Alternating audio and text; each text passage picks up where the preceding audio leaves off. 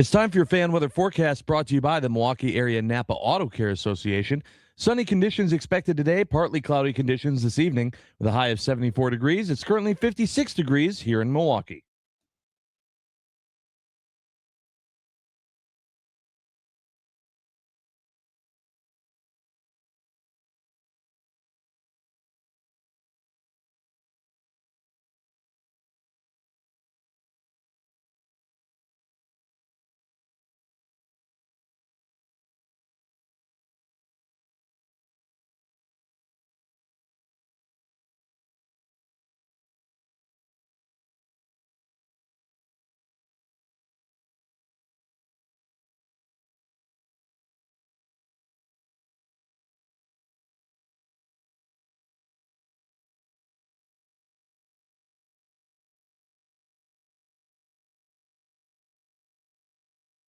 I am an eternal optimist. So please, God, don't tell me that you're an eternal pessimist. I like to say I'm a realist. Oh, it's great.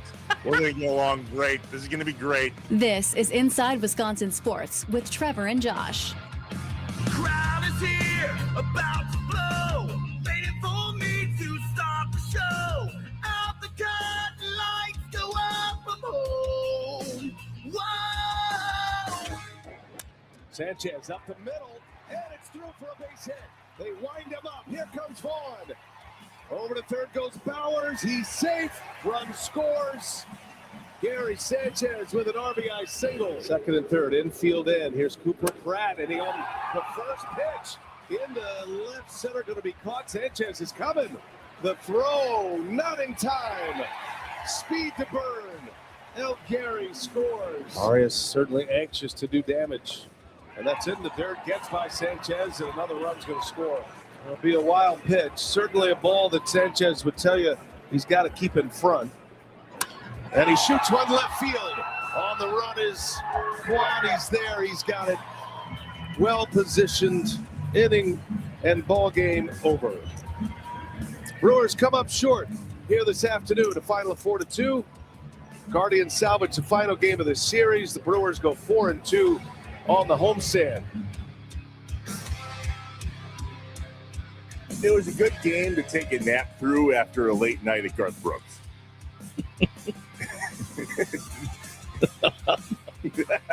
It was. 7 seconds into the show. Audio courtesy of Brewers TV. I tried. It just was one of those weird, slow games. You never felt like the Brewers were going to hang on. It just 1 of 12 with runners in scoring position. 13 strikeouts, not by the good guys. Yeah. Like it was, flush it, man. It's okay. One of those weird day games. 6 games on the road now for the Brewers that starts in Atlanta tonight with Miz on the mound. We're good. We're good. We don't even need to mention yesterday's game as much as you would typically think. We'll mention who we are, though. That's how we typically start the show. Inside Wisconsin Sports. Trevor Thomas, Josh Albrecht. Hi. The Wisconsin Sports Radio Network studios powered by the Potawatomi Sportsbook. What'd you say? 7 seconds into the show? What was that? 7 seconds into the show, we're talking about your rest and recovery day. It was, so I listened yesterday to the whole friggin' show. To the whole show? The whole show. Wow. Okay. 2 things before we get going. Number one, we stayed in Milwaukee. Yes. I didn't drive home after the Garth Brooks concert. It wasn't like I got home at 1 and could be here for 5 or whatever time. So we took a vacation day. When I say we, I mean my wife and I. Yes. To go and enjoy a night in Milwaukee. We stayed in a hotel downtown, took our time waking up, went to the graveyard at Wisconsin Memorial Cemetery where our grandparents are buried, spent some time there. Like, very cool. Milwaukee is just as much home to me. My dad grew up, like, that is a place that I go and think of fondly. Sure. Got to meet Sean Wagner yesterday morning, who gave me this kick-ass hat. Nice. I mean, it's amazing, right? Yeah. And then we came home and got home in time for the Brewers game. I had a few meetings, took a little snooze after Garth Brooks. We were good. That's 1. 2, Aaron Morse code might be my best friend. I mean, he's definitely the person who's defending you. Which was amazing because it's very defendable. I mean, it's very something. defendable. So I want to know, the only question I had, well, that's not true. I had 2 questions. Yeah. First and foremost, Did you have a good time? How was the concert? Absolute blast. Garth Brooks is unlike any other concert ever. I don't know how someone could argue against that. He's an icon, and he knows it, and he's humble about it. There's a difference there. You know what I mean? Like, it's easy to see somebody be as big as Garth Brooks is and know it and just be a jerk. It is genuine. He says he's the only artist, Josh, when you go to a concert that says all of that cliche BS concert stuff, like, this is the best crowd ever. You guys are better than last night. Yeah. But you actually believe him. Sure. He might be lying, but he's so genuine but you believe that him. you go. And later in the show, on a Top 5 Friday, we're going to ask the top 5 songs that when you hear either on their own or in a particular place, makes the hair on your arm stand up, gives you the goosebumps. I bring that up because listening to Garth Brooks play The Thunder Rolls while the thunder was rolling above my head was 99% absolutely amazing. And 1%, I'm the tallest guy here. Sure. And that's lightning. Yeah. So, yeah. the drip zone's a real thing, by the way. That I heard you talking about that. The drip zone. Yeah. Like, I left that pair of shoes that I had in the hotel room. My apologies to the Hilton in Milwaukee. They didn't make it home. It stunk. So it's not just quarter zips. It's stinky, wet shoes I'll leave behind. Yeah, it doesn't matter what the article of clothing is. If it stinks, it's not coming home. All right. And then the second question was, did you break your rule of not drinking just on the weekends? Yeah. So that rule has an asterisk that I hope everybody understands. I don't drink during the week unless I'm on vacation. Yeah. Okay. Yeah. So, like, I absolutely pounded some 24-ounce Miller Lights. Okay, good. At the AmFam Amphitheater at Summerfest. Good. 100% chance. Because when Aaron said that, I think a texter said it, and then Aaron was like, "Oh, do you think that's true?" I was like, "I hope so." If he for some reason decided to just have a couple Diet Sprites, I was gonna be real disappointed in you this morning. Yeah, I passed on that. Although, all right, good. There was one point when I did switch to I don't need to drink. I'm not a teenage or early 20. You know what I'm saying? Like, I don't need to go there. If I'm having a couple beers, I can. I just hate waking up at 4 a.m. after a couple beers. Sure, of course. All right, moving on. Time to play catch up. Oh, right. That's right. Sports. Packers. Back to sports. Kay Adams, Up and Adams, FanDuel Sports, yesterday picked Jordan Love as her number one dark horse to win the NFL MVP. We don't appreciate how good Jordan Love was last year. He's added more value to his team last year than any other quarterback in the league. No Jaden Reed for most of the year. The concussion against Chicago, Micah's injury derailed things. That's insane, and that he's going to be banged up to start. So we need more Jordan to show why he is this dude you're seeing on the screen. The Micah Parsons news is this opportunity to say, okay, I know we made this blockbuster trade and they went 0-5 last year without him. That's not going to get him the MVP. He has to show I'm the head, the shoulders, the neck. I'm moving it all around and I'm carrying the squad. We need a hot start and it could happen. You've got crazy division, same kind of vibe as Kyler. Like if you're in charge of that, that means something narrative wise.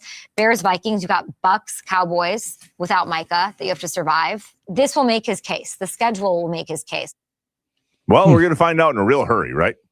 That's interesting, though. I guess I didn't think about that or look at that as a possibility this season. I don't know why. I think maybe I've been so focused on the team winning a Super Bowl that I haven't been thinking about the quarterback being good enough to win an MVP. Apparently, he's been on an uptick, according to Kay Adams, that we should be paying attention to. And I think we're going to have the chance to do so in the first 5 weeks of the season, to her point, Josh, where we don't have Micah Parsons. At least we're being led to believe that we won't have him until week 6. Please, God, by week 6. Mm-hmm. So Jordan Love is able to take over, and the defense can actually hold on to a lead this time with Jonathan Gannon. Then there's a hypothetical where you look back at that and go, that's a leader. Yeah. Now, I wish we could compare, and maybe we will, the first 5 games of this season to the last 5 games of last season. What did Jordan Love do so well, let's say this season compared to those games last season, that was the difference maker. Because last year he did all the things he needed to do to put the Packers in the position to win. And they didn't. Right. But we also talk about the fluke losses, right? How the team was there. They should have. That's not Jordan Love's fault. It wasn't like they had the game and then Jordan Love was the one that blew it. It was other things that happened that had us going, oh, you got to be kidding me. Yeah. Really? To the Brewers' perspective, they had runners in scoring position. Right. That's all they needed to do yesterday. Get them home. Brewers. Like 12 times. Yeah. Yeah, it was an ugly game. It was an ugly game. You know, Brewers, and the thing is, it wasn't on pitching, at least starting pitching.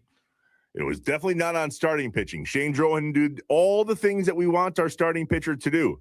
Then Kunal and Grant Anderson come in and go, hold my beer. I'm going to give up some runs. Are we to the point, though, where we are more confident in Drohan than, like, are we to the point where we're like, all right, I'm good when he's on the mound to start a game? I will be when we let him go a further distance. 5 innings pitched is not enough Sure. for a starter that we should be massively confident in. We have to be able to get that guy into the 7th in order for us to feel good about the bullpen, because we've proven that depending on how we utilize the bullpen, and there's some strategery here, Murph knows that this is the series of all series, at least at this point in the season, to head to Atlanta and play the hot Braves. So maybe they used yesterday as one of those win tonight-ish days. It could have been that way. Kunal coming in, I thought was interesting. Then Grant Anderson, and then some guys that we necessarily haven't seen pitch a bunch. Obviously, with Yoho getting in the game yesterday, and Drew Rom, another guy that hasn't been on the roster terribly long. Right. So it seemed like we had guys available, and we were like, let's just get to Atlanta. Yeah, it did kind of seem that way. I feel like that's not the first time this season either that we've gone into a game thinking, all right, is this kind of just a throwaway game? Mm-hmm. Which is also weird. Does that also not feel weird, like in comparison to last year? 100% weird, yes. And look at how the Dodgers managed their schedule last year. Good point. I would like to think we're watching this and going, I think there's something to that. Yeah, maybe we should be doing that too. We won the first 2 games of this series. Another series win for the Brewers. We have a huge 6-game road trip, 3 against the Braves, who are right now the NL opponent that we need to look at most and go, better be ready for you. Mm-hmm. And then 3 in Cincinnati against someone in the division to continue to build upon the lead before they come back home and host the Cubs next weekend. This is a big, big stretch for Brewers baseball. I absolutely think yesterday's game was one of those, how about we rest? Yeah, we're going to use this as a rest day. Bad news is they use it as a rest day at the plate, too. So hopefully that doesn't stick with them in their travels to Atlanta against the Braves this weekend. First game tonight, 6:15, I believe, in Atlanta. Is that right, Josh? That sounds right. I will say, 6:15. The reason why I asked about Drohan, too, is because I know we're not going to be getting Priester back in the rotation anytime soon. So hopefully Drohan can be an answer. That news that came out yesterday from Kurt Hogue was not surprising, but annoying. Yeah, a little annoying, but also I kind of feel for the guy. He's got to make the decision that's right for him in his career. We all didn't expect him to hang on this long until he made that decision. That's why it was annoying. Many people earlier said that he should have done so and then maybe had a chance to recover quicker and not lose the entire. At the end of the day, I think he did everything possible, just like you and I probably would, to not need to go and get certain. There's no guarantees when you go under the knife, right, man. It's a please God, let us pray type of situation. And at the end of the day, that's ultimately where he landed. So he'll go and have the surgery. He's done for the year. But look at the starting rotation without Priester. And look at the way the Brewers handle their farm system. In the Malott Meets Morning, in the I Have Questions portion, forgive me. Why are the Brewers as good as they are? Jeff Passan had some amazing audio from yesterday. And even without a guy like Priester, the Brewers have somehow been able to tap into whatever googly gook they got behind the scenes and make a go of it. And that's what they do better than any other baseball team in Major League Baseball. Losing Priester hurts. Definitely wanted him for this season. And apparently not nearly as bad as it would for some other teams.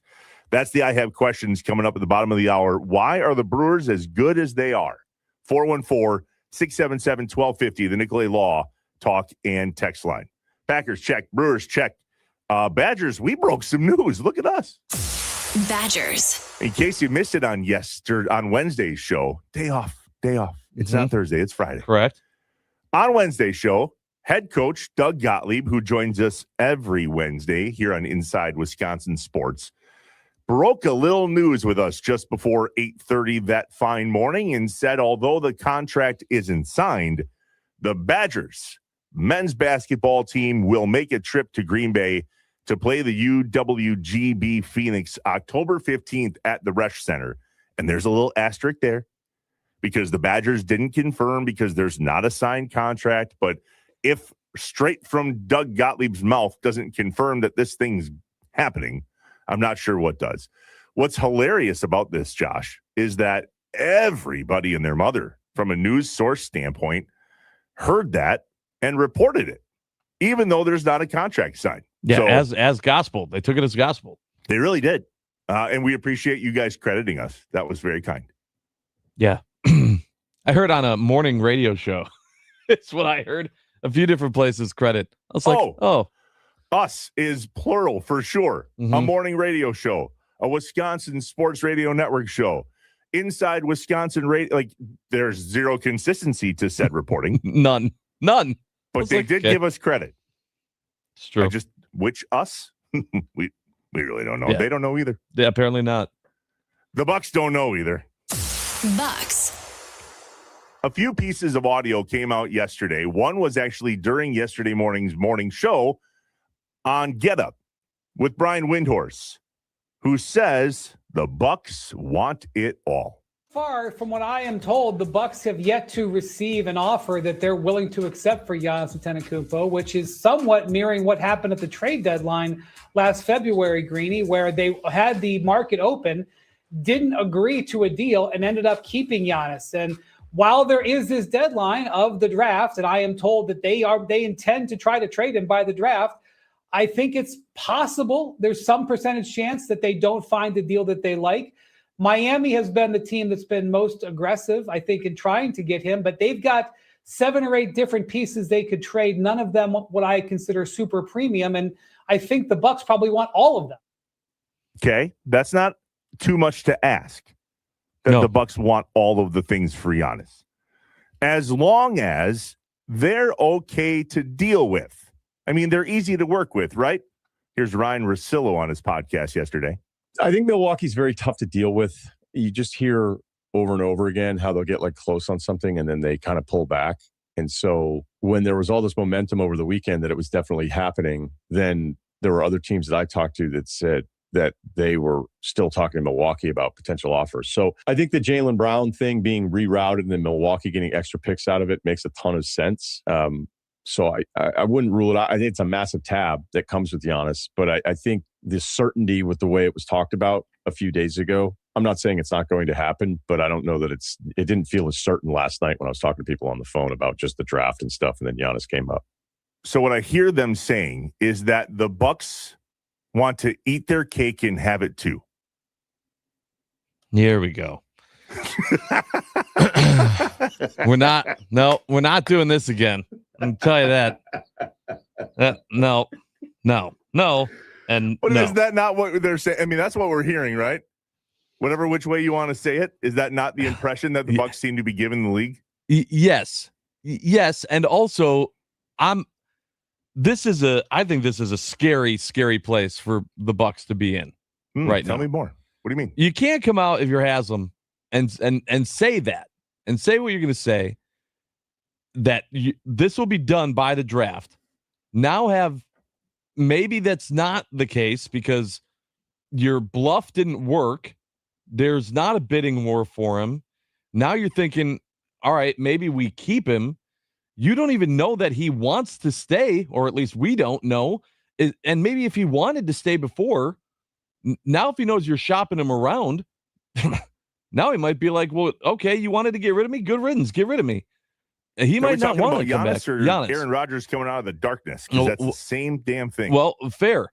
And the thing is that if they decide the biggest upside for the Bucks is this draft. That's all I've heard, is that this year's draft is everything. If they don't move him before this draft, what a miss. What a miss, especially if they aren't 100% positive that he's going to sign the Supermax. If they do not trade Giannis before the draft or sign him to an extension with the Supermax, this is exactly what I'm talking about with my fear of this Bucks front office. Those are the two moves. Moving him after the draft is worst case scenario. Here's my plausibility. I still think they're going to move him before the draft, but hypothetically speaking, let's say they don't. Right after the draft, Giannis will go public and say, I've asked for a trade from Milwaukee. I asked to play last season. I wanted these bing, bing, bing, bing. Immediately, the Bucks organization will be the bad guy. Because right now they're trying to do this cordially. But how often have we seen a superstar move on from the team that they made it with in a cordial manner? Not many. No, that's true. That's true. It's very hard for both sides to look like the good guy in a breakup. But I'm telling you, from a Bucks future perspective, it doesn't matter after the draft if Giannis doesn't stay of who's the good guy and who's the bad guy. If he is moved after the draft, it's going to be a miss. It's going to be a, boy, did we assume we were going to get more for him, and now our hands are tied. We have no leverage. We have to just take the bag of beans that someone offers us. And that is going to be awful. And you wait, because we'll sit here and go, oh my God, that's all they got? Right. Well, Very much. I'm going to say that regardless, even if they trade him before the draft. But is there anything, Josh, that you think they could put together that would allow someone like yourself that is a Giannis, unapologetic, to make it feel like, oh yeah, we actually got, that was a good deal? Or at this point, is it just a loss? Not living in the world of realism. If they somehow were able to put a package together, get a top 5 pick this year, I would say yes, absolutely. Because that's where the new faces of your franchise are sitting, in the top 5 of this draft. Not saying there aren't good players at 10, but there's not change the face of your franchise players at 10. Those are in the top 4 or 5 picks. The thing is, it's completely unrealistic to think that they're going to be able to get that. The guys that they're talking to are getting them picks after their pick. And so if you're worried about what the Bucks are going to get at 10, you're definitely not feeling good about what they'd be getting at 13 or further. So that's, if they found a way to pull that rabbit out of a hat and they moved up to the top 5, okay. I don't know how you did it, but that's great. That's not happening. We shall see. Anything else? Anything else? Forgive me if you guys talked about this yesterday and I missed it, but did you see Tyler Kolek during the Knicks parade on Wednesday?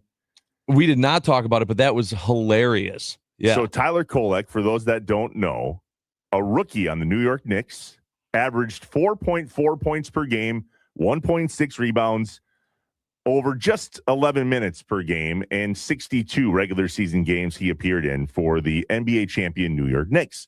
Tyler Kolek, of course, former Marquette point guard, was in the New York Knicks parade celebrating said championship, running down the street, high-fiving fans. And then the police saw him and almost arrested Tyler Kolek for a fan being on the wrong side of the fence, until they're like, oh, he plays for the Knicks. Sorry about that. Yeah. It was a, hey, get on the other side of the fence, until someone from the team ran up to the cop and said, he's a player. Oh, my bad. Sorry about that. All right, go ahead. And then they zoom in on the poor cop, who's going to be just lambasted. Oh, yeah. You know what? You should take a couple weeks off, but yeah, and then quit. Yeah, that's right. 414-677-1250. The Nicolay Law talk and text line. I have questions is next. Why are the Brewers as good as they are? Someone in the national media has the recipe, and they're actually giving Milwaukee credit. What? I know. It's weird. It's very weird. We'll answer that question and everything that you need to know ahead of the weekend here in Wisconsin. Happy Friday, Inside Wisconsin Sports with Trevor and Josh, live from the Wisconsin Sports Radio Network studios, powered by the Potawatomi Sportsbook.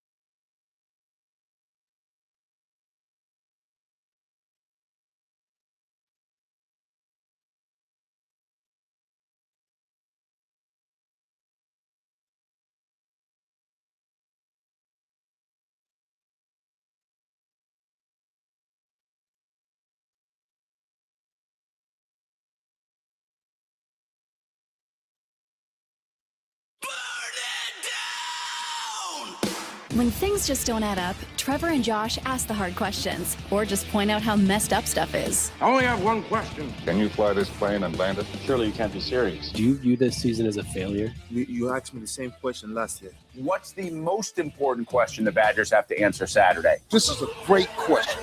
Oh my God, this is a great question. It's time for I Have Questions, presented by Capital Credit Union, doing the right thing on Inside Wisconsin Sports with Trevor and Josh. In sports and in life, the right partner matters. At Capital Credit Union, they are there for you every step of the way. Capital Credit Union, doing the right thing. Text money to 79489 to see how Capital Credit Union can do right by you. They're going to do right by us. Our checking accounts, our savings accounts, our mortgage, our car loans, it's all at Capital Credit Union. And today, the final ball will drop. Is that what they're saying? Riker's going to open up a checking account today. 14-year-old Riker. There you go. Now the pressure's on to teach them finances. It's been a thing. 16-year-old boy with car and gas money, and I want to go here and do this. I'm going to go do this. Hey, I'm going to go do that. Where 14-year-old Riker last night at softball said, Dad, can I have some money? That's about to go away, bud. Yeah. You can go, I don't know. What do you have in your account? That becomes the answer. Yeah. Well, can we enough? He's going to learn today and this weekend. The Brewers are good, but why? Why are the Brewers so good, and why have the Brewers been able to be consistently good in today's Major League Baseball, I don't know, the way it is with money and all the things? Jeff Passan yesterday talked about why the Brewers seem to get it right a lot. When people ask me, why are the Brewers as good as they are? It's very simple. They have processes that they have honed through the years, that they follow to a T, and that have been very successful. Where the Brewers have supercharged it is, frankly, in Latin America. And we've seen that with Jackson Chourio.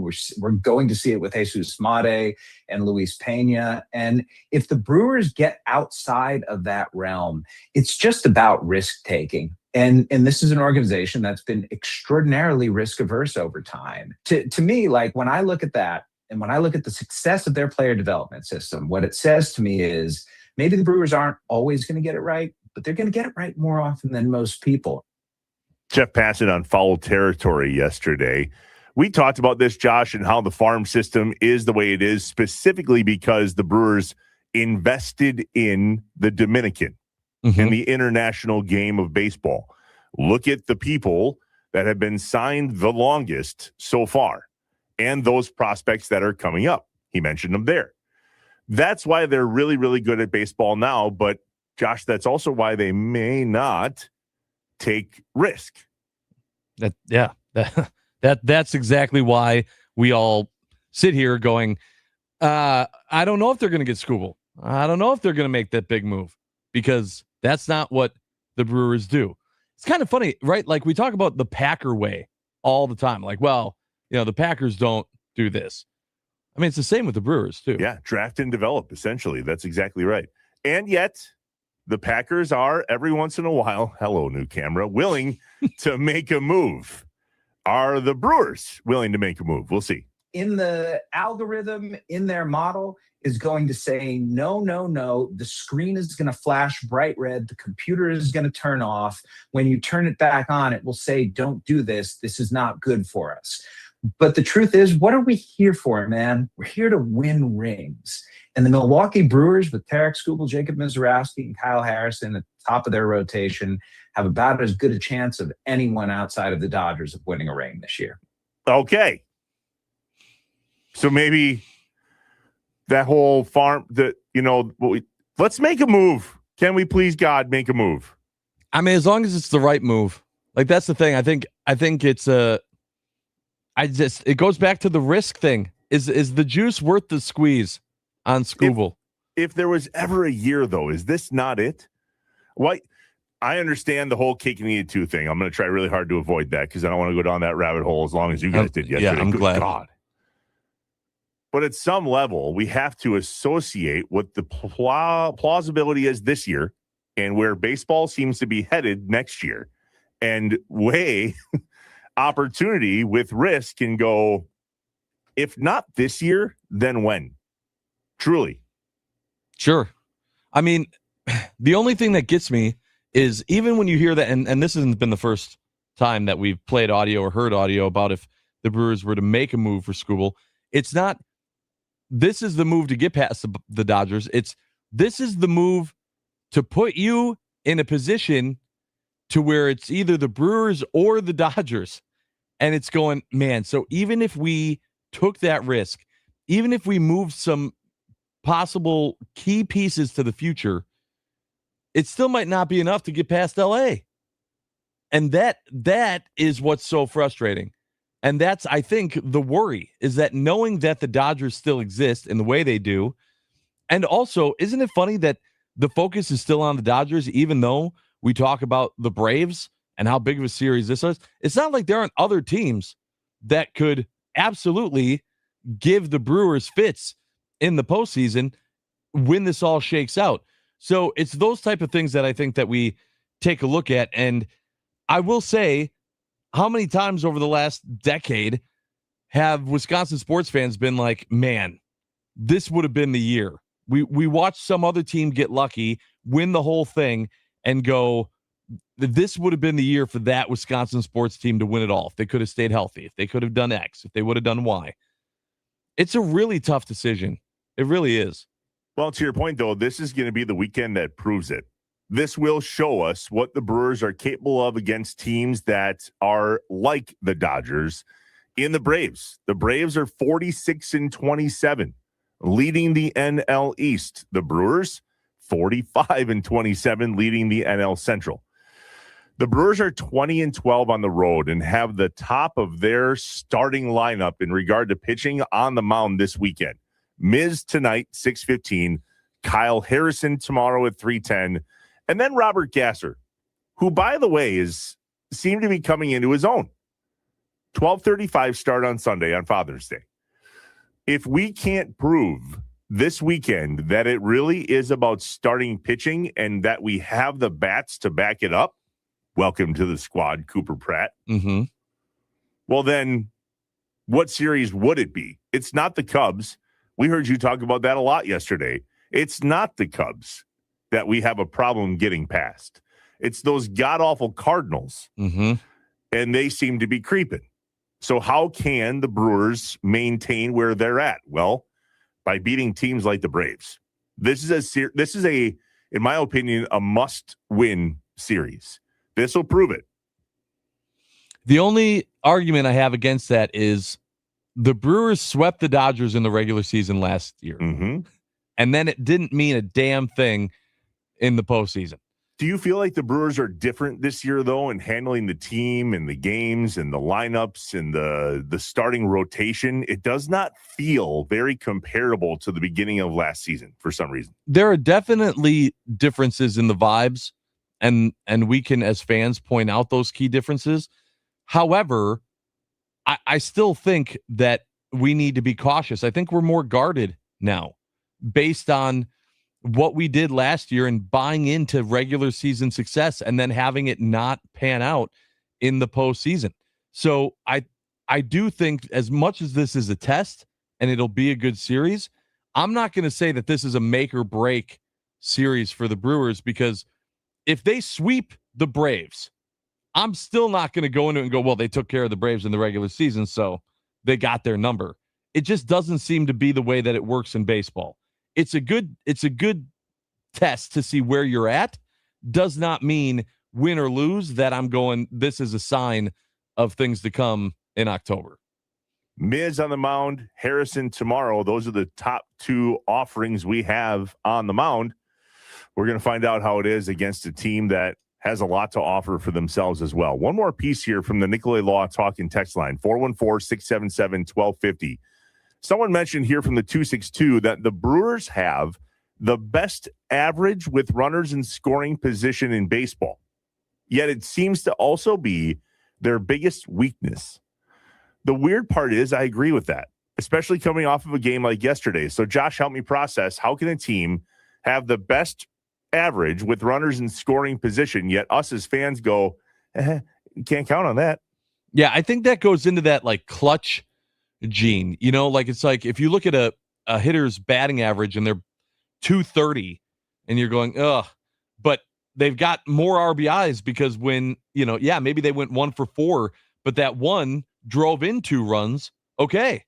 That's something that isn't necessarily looked at when you got to take a step further back. So that's my whole thought process and in reading those statistics. 414-677-1250, the Nicolay Law talk and text line. 9 games for the Brewers. Atlanta, Cincinnati, Chicago Cubs. What is the answer to the question of what record over the next 9 games will make you feel like we're really on to something? 414-677-1250, the Nicolay Law talk and text line. We'll get your answers, share ours, and listen to the most electrifying sound of the day when we get back on Inside Wisconsin Sports with Trevor and Josh, live from the Wisconsin Sports Radio Network studios, powered by the Potawatomi Sportsbook.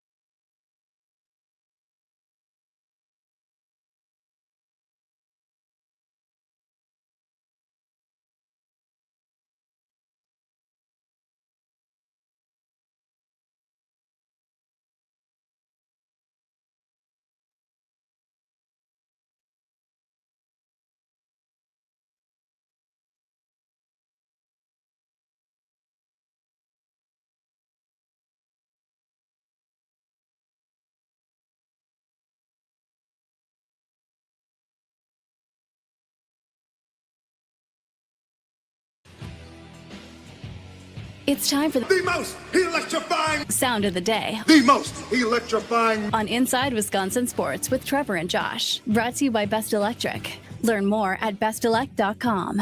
Don't stress. Connect with the best.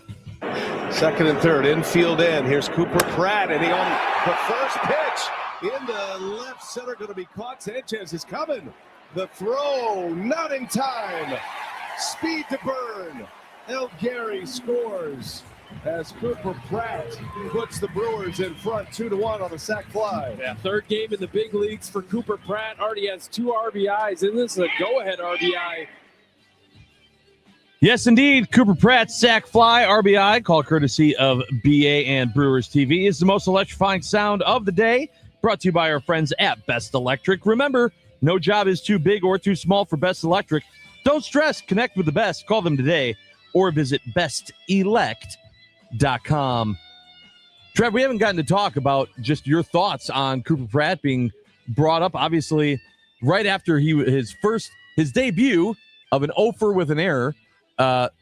Much different in games 2 and 3. Yeah, 2 for 4 in game 2, 1 for 2 with a walk and a sac fly and an RBI yesterday. I thought it was interesting that they really threw him into the fire here in the first 3 games and started all 3 games at shortstop. And then yesterday, they throw Joey Ortiz at third. And I was like, awkward. Mm-hmm. I mean, that's what we all thought was going to happen, right? That's what happens when you moved Pratt to shortstop, or you put Pratt at shortstop. You had to put Ortiz somewhere or kick him off the team. Or not at all. Yeah. Right. Put him at third. He batted better, though, right, when he played at third? No. Over. Yeah. But I agree with you that I was just very excited to see Pratt brought up because, especially if they're going to keep winning series when he's here, great. The kid just needs time. I'm not expecting him to come up and immediately make a huge impact. I need him to get, his feet out from under him, have some time to really get settled in, and hope that then come October we can rely on him a little bit more. I was not expecting him to come up in end of July and go, all right, good, do something. So I think just every time that he's on the field is a great opportunity and exactly what this team needs. And if they can win when he's out there and going through that process, even better. Maybe it's just me, but I don't understand the young male mustache movement. It's probably an entirely separate segment altogether. Yeah. I don't get it. Yeah, I also don't. But it is a thing. It is a thing that people are doing. My opinion, should not be a thing.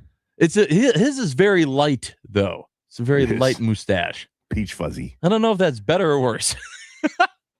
9 games for the Brewers, 3 against Atlanta, 3 against Cincinnati, and then 3 against the Cubs at home next weekend. 414-677-1250, the Nicolay Law talk and text line. As we wrap up, I have questions.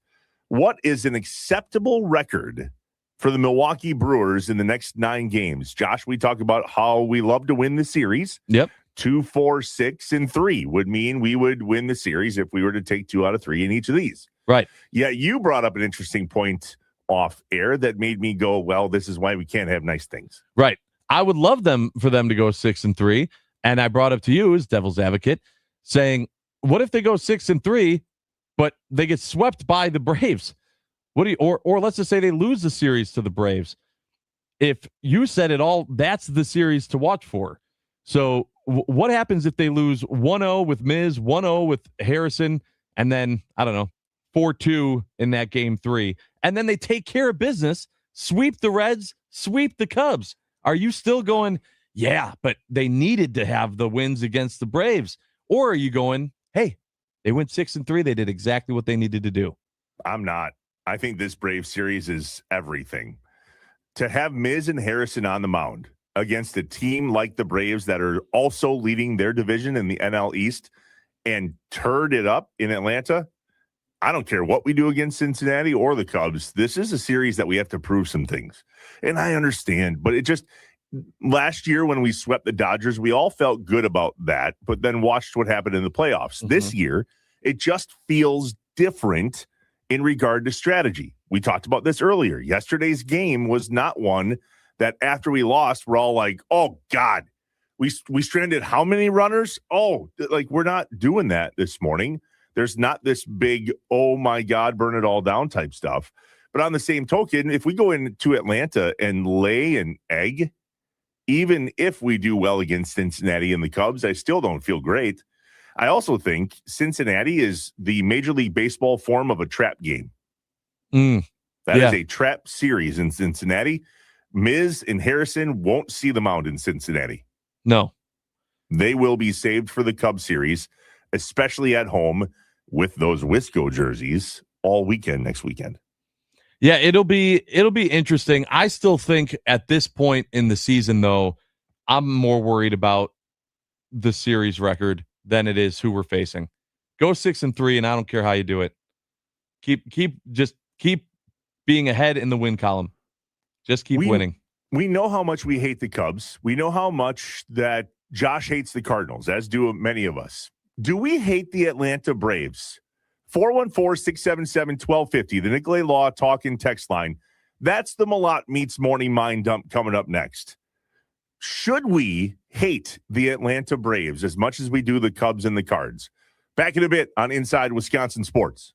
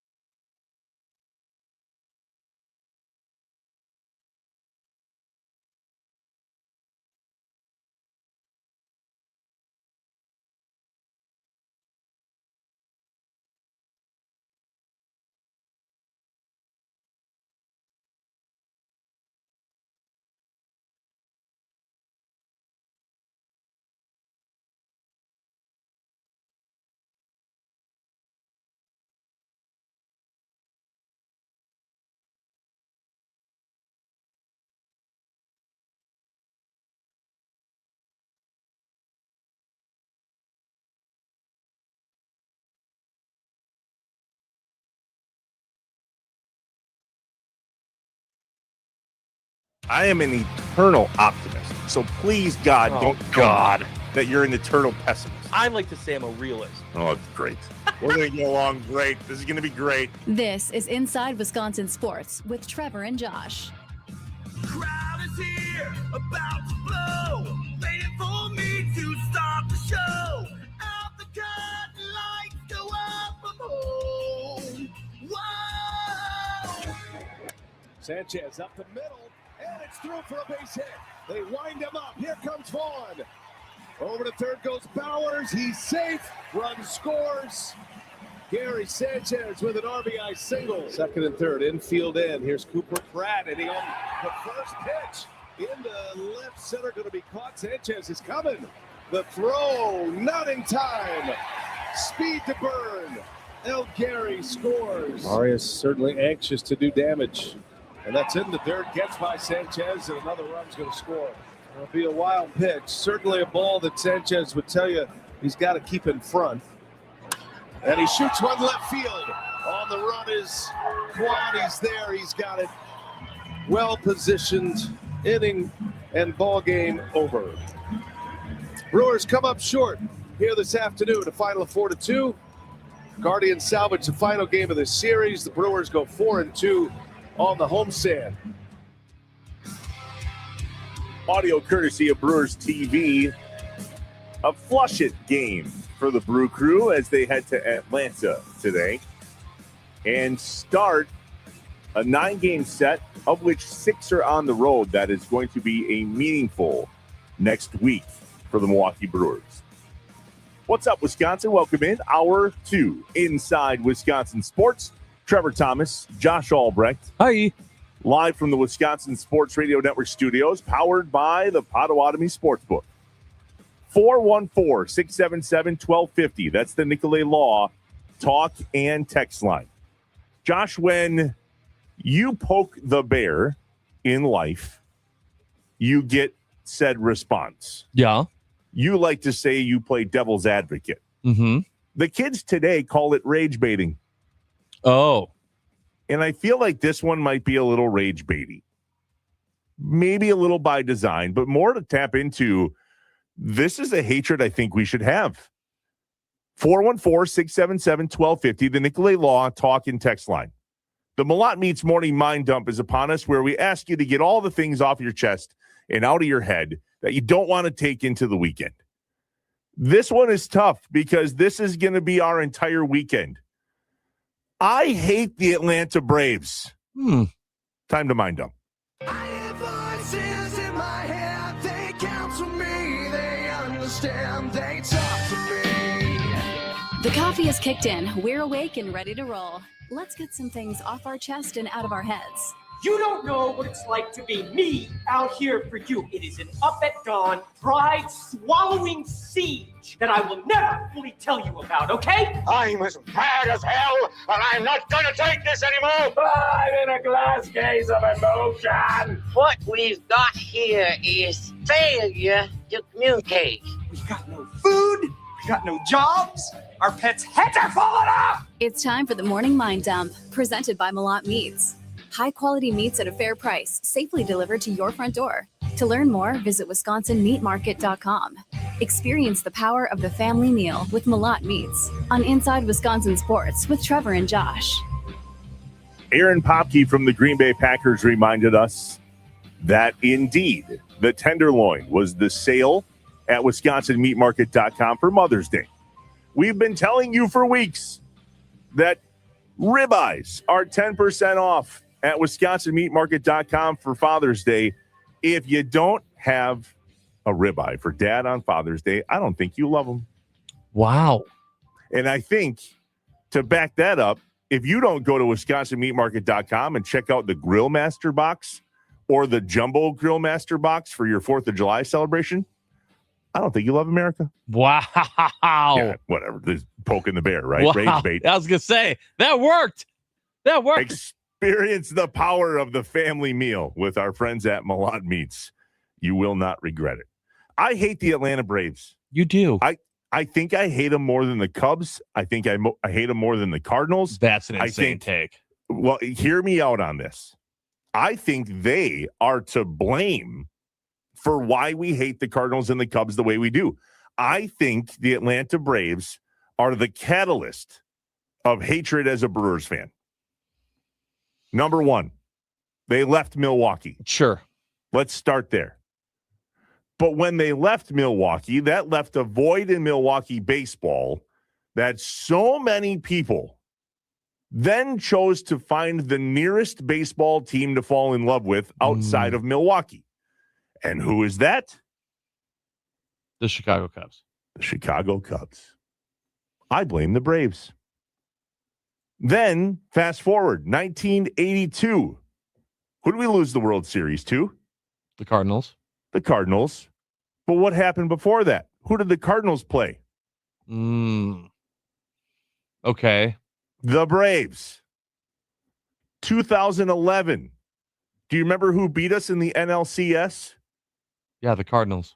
The Cardinals. Guess who completely pooed the bed to finish the season? We're talking blow an 8.5 game lead over the Cardinals in September. The Braves. Interesting. 2021. I'm not done. God, I hate the Braves all of a sudden. 2021, and this is the big one. Okay. Can we not forget that the Braves returned to Milwaukee for the NLDS and played a game in Milwaukee in the playoffs for the first time since leaving Milwaukee? Oh, look at these. Nice to have them back. Nope. They knock us out of the playoffs in 2021, where a lot of people thought that was a Brewers roster that should have done more than they did. And they completely lay an egg against the Braves. Our hatred for the Cardinals should start with the Braves. Our hatred for the Cubs should start with the Braves. And our recognition of the Braves' impact, direct or indirect, on the Milwaukee Brewers organization means this weekend series, in my opinion, carries more weight, and it should, than a series against the Cubs. We owe these guys one, and this is the weekend to do it. This is all very interesting because I don't really have a lot of hate for the for the Braves. I don't. I don't like the Braves. I also don't dislike the Braves. The Braves are just there. I think. Or are they? Well, so I will say absolutely insane take to hate the Braves more than the Cubs and Cardinals. I just can't. I don't know what argument you could make that would truly change that perspective for me. I just don't think it's there. But it is interesting that in all those scenarios of hatred for the teams that I have, the Braves are always, one click away every time. Rest my case. I didn't know either. As I was processing this last night, I found myself reminiscing about enjoying watching the Braves on television when I was a kid. They were the ones that were also available all the time on TNT and TBS. We got to watch all of their games, just as where I grew up, we had the Cubs on WGN when the Braves were really good. And the entire stadium was doing whatever they call their chant. Whatever I say out loud isn't going to be right, so I'm not even going to try. But it was a really, really cool moment to see an entire stadium do all those things. And Fred McGriff sticks in my head is the one Atlanta Brave. Am I right on that? The one Atlanta Brave from my childhood that I remember very much being a fan of, if you will. But then I started to process just how the Braves, as an organization in Atlanta, have affected our joy as Brewers fans. And I went, oh my God. We had Owen Miller a while back, former Milwaukee Brewer, on the Inside Wisconsin podcast. And he was talking about a moment where he was in the dugout. Remember, Owen Miller grew up here, Fredonia. Yep. He was in the Brewers dugout. They were playing the Cardinals. And he kind of looked up and down the dugout and went, wait, do you guys not hate these guys? I hate these guys. We're supposed to hate these guys. And that was from his childhood of watching the Cardinals constantly be the Brewers' thorn, specifically there again in 2021. But then if you back out and go, well, why do we hate the Cubs so much? Well, it's because so many people in Wisconsin, and specifically Southeast Wisconsin, decided to become a Cubs fan when the Braves left. That's when that fight started. And a lot of the reason why there's so many what we would call younger people that are Cubs fan is because they're fans of the team that their dad or grandpa were fans of. That's the Braves' fault. So I'm reading through things on the Nicolay Law Fan Talking text line here, 414-677-1250. The 414 says, don't forget one of the greatest players of all time is associated with Atlanta rather than Milwaukee, of course, that being Hank Aaron. So that was always the one thing for me, was that was the case, because he also, like, he was on the World Series winning Milwaukee Braves team. Like, he was here for that. Like, you know, he was here for a lot of the Brewer or the Milwaukee Braves years. Mm-hmm. And yet when he was honored, it was in Atlanta. When it was, I mean, no even mention of Milwaukee. So that part was always something. I was like, that sucks. But that was essentially where my hatred for the Braves ended. I also have a hard time truly believing that if the Braves never left, there aren't as many Cubs fans being Cubs fans. You don't think that that's plausible? That if the Braves would have... That only is an opinion that I have based on conversation with Cubs fans that I know. Mm-hmm. And it all goes back to when the Braves left Milwaukee. Now, are there people that are Cubs fan that live here in Wisconsin that it has nothing to do with? Of course. But I can't believe how many stories there are of people here in Wisconsin that are our age or younger that are Cubs fans because dad was a Cubs fan. And why was dad a Cubs fan? Because grandpa was a Cubs fan. And why was grandpa a Cubs fan? Because he lost his team in Milwaukee. And that started a Cubs fan lineage that I don't think we're giving enough hatred to the Braves for. It's definitely an interesting take, and one that I hadn't considered. It's also one that let me see here. Oh, I just lost it. I don't know. I think it was the 414 that said, this take sounds like a great Take Back Tuesday. Well, but you taught me how to hate watch. And yes. So here I'm looking at this series going, all right, they're the first team in the NL East. This is a great measuring stick for the Brewers at this part in the season. Miz is on the mound. Harrison is going to pitch. Yes, Gasser, but whatever. Cooper Pratt's up. I want the Brewers to do really, really well, but I was just figuring out how to hate watch the Braves. I'm going, God, I don't know. Like, I don't want to say I was a fan of the Braves when I was a kid, but I didn't hate watching the Braves. I mean, Jacob Benavan just chimed in and said that he too remembers watching the Braves on TNT and TBS and all the things in the 90s that we had access to when the Brewers weren't a team that we had access to. And then I'm going, I wonder if they're seeing, like, what was the year that the Braves beat the Brewers? Oh, 2021. Yeah, I was there. Amanda and I went to those playoff games. That really sucked. Yep. Watching the Braves beat the Brewers at home. Yeah, I think that I tossed that up, though, as the Brewers beating the Brewers more than the Braves did. We couldn't hit anything. Wasn't that when it was just Rowdy Tellez? Like, he was the entire offense in those games. I mean, I didn't hold that against the Braves. I held that against the Brewers. I just think it's interesting when you start to peel back the layers of the onion, how much the Braves. Yeah, I saw it from Kirsten. Oh, text of the day. At a girl. But make sure you read, when you read this. Yeah. Make sure you read the part in parentheses at the end. Oh, that's just because she's sweet. Doesn't mean that it wasn't the text of the day. She said, Kirsten from Green Bay says, so Trevor's a Cubs fan because he lost the Braves in Milwaukee. Totally kidding, but had to say it. Yeah. No, that's a good point. That's a good point. That's a good point. Yeah. I have a hard time. I think history is relative in fandom. And there's just a lot of different reasons why people become fans. I think the fact that the Cubs were on WGN legitimately is a reason why there were as many Cubs fans, because you could watch them. I mean, accessibility absolutely becomes a part of it. I think that there were plenty of different reasons why people can be a fan of a certain team. I was not here in the 50s and 60s. I wasn't.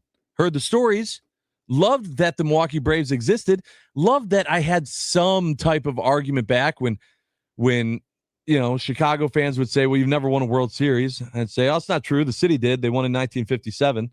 Like, at least I had something to be able to hang a hat on. I just never held it against the Braves for, not being in Milwaukee anymore. And my Malott Meats morning mind dump is, I think we should. I think the Braves own way more of this than we are currently giving them credit for.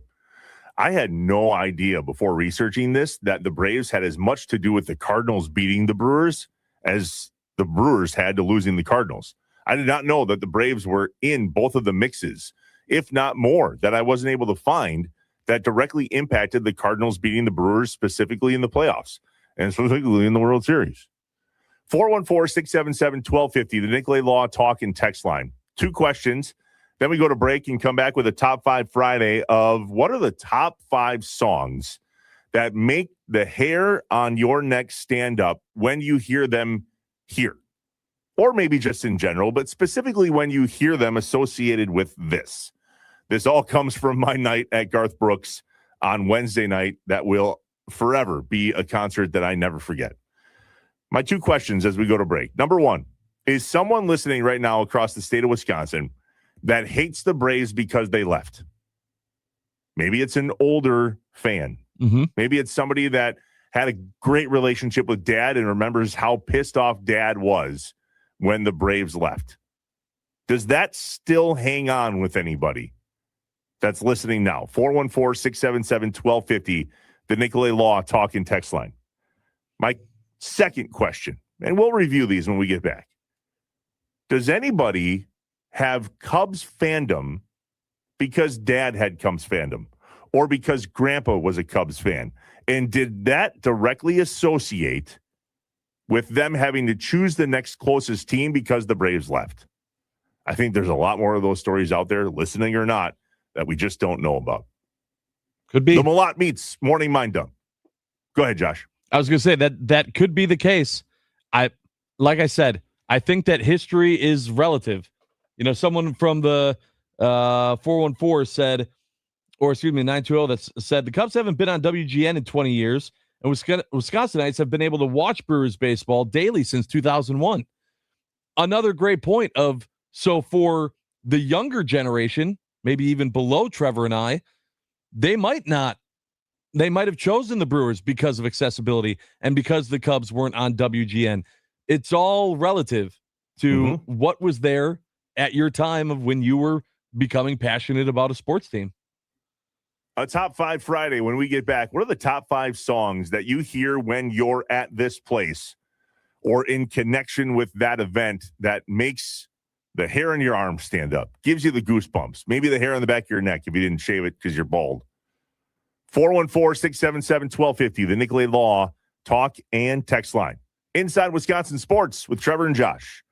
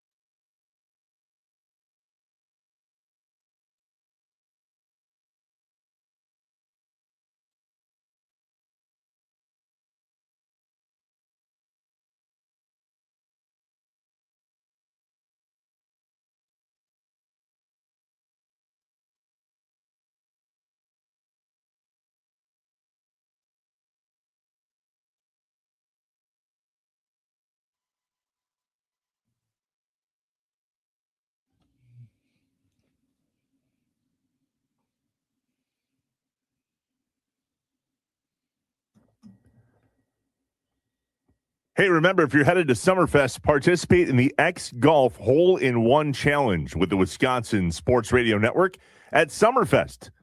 Sparky and Wisconsin Sports Daily will be broadcasting live this afternoon, starting at 2 p.m.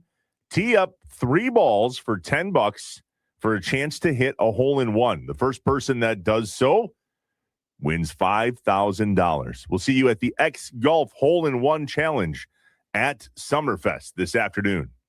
Inside Wisconsin Sports with Trevor and Josh on a Top 5 Friday. I think you know by now that I went to Garth Brooks on Wednesday night and had the absolute time of my life watching Garth Brooks in the rain outside at Summerfest. Yes, please. Yeah. Fantastic moments to be shared. Which got me thinking, though, about this week's Top 5. And there were moments on Wednesday night where the literal hair on my arms and the back of my neck stood up. And it was because of this song in this moment. Here's a really good example as to what we're thinking of here. My honorable mention was Kenny Chesney at Lambeau Field playing Boys of Fall, and then Mike McCarthy walked out with the Super Bowl trophy. That song will hit different forever. Now, have your oldest son be in football. Sure. And every time that plays in the fall, my wife cries. Yeah. Yep. Amazing song. Takes me right back to that moment. The hair on my arm stands up, and you just feel it. 414-677-1250, the Nicolay Law talk and text line. What are some songs that you have connected to moments in your life where you literally just feel it? They're starting to pour in. What made your list, Josh? Okay. All right. You want me to? So this was songs that always hit. I only had 2, so I'll get to those. But I also had songs that had, like you, specific moments, unplanned moments. So years ago, I mean, this was years and years and years ago, I was at Summerfest with a couple of buddies, and Night Ranger was performing. Okay. Not like I was a huge Night Ranger fan by any means. I literally only knew Sister Christian. Like, that was the only song that I knew. As Sister Christian is ramping up, literally,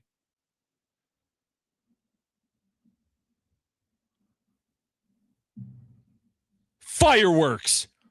Boom, boom, boom, boom, Really? boom, boom, boom. The fireworks show just starts right at that part. No way. We can see the fireworks and the show.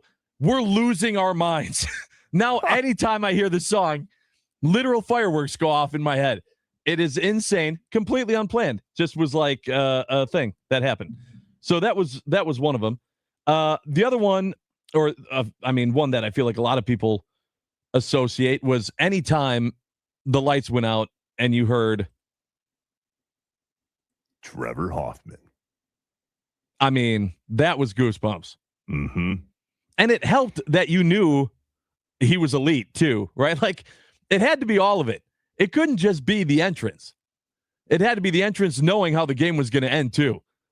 If this happened every time and then he came out and he blew a save. Different. Completely different. It's way different. That's a great point. That's not what happened, though. No, it is not. Like 1,000 times. What was it? 600 and some? Yep. So that was one for sure. And then another specific one for me was, I don't know if you remember, I told you I've been into one Final Four in my life. Mm-hmm. It was when Wichita State was there, and it was in Atlanta, and I had never been to Atlanta. I'd never been to a Final Four. Ended up getting the tickets and going, and they had no idea what we were getting ourselves into, Julie and I.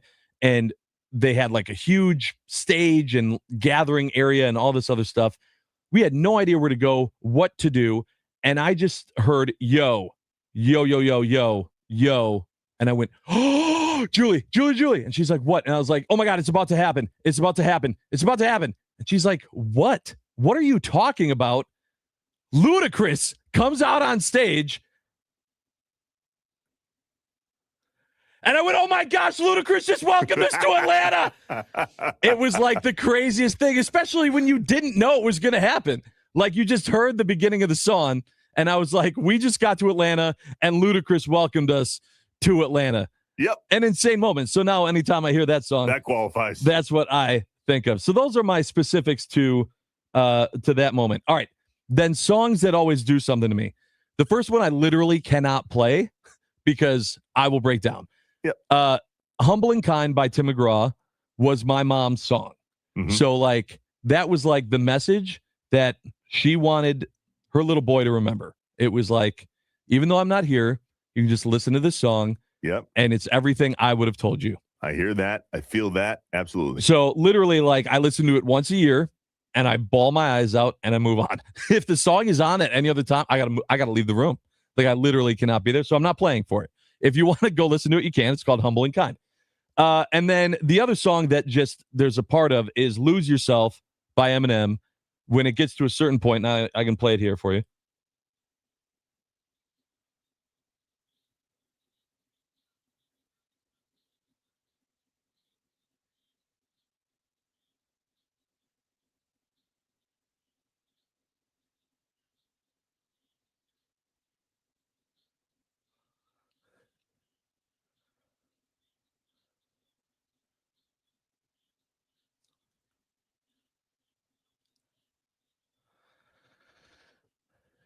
Goosebumps.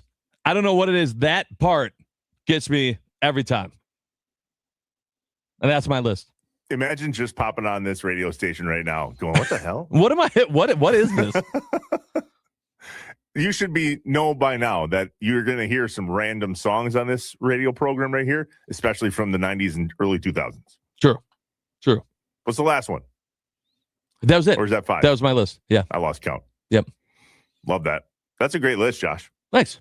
There's many a song that are coming in on the Nicolay Law talk and text line that would compare. Here's a good one from the 920.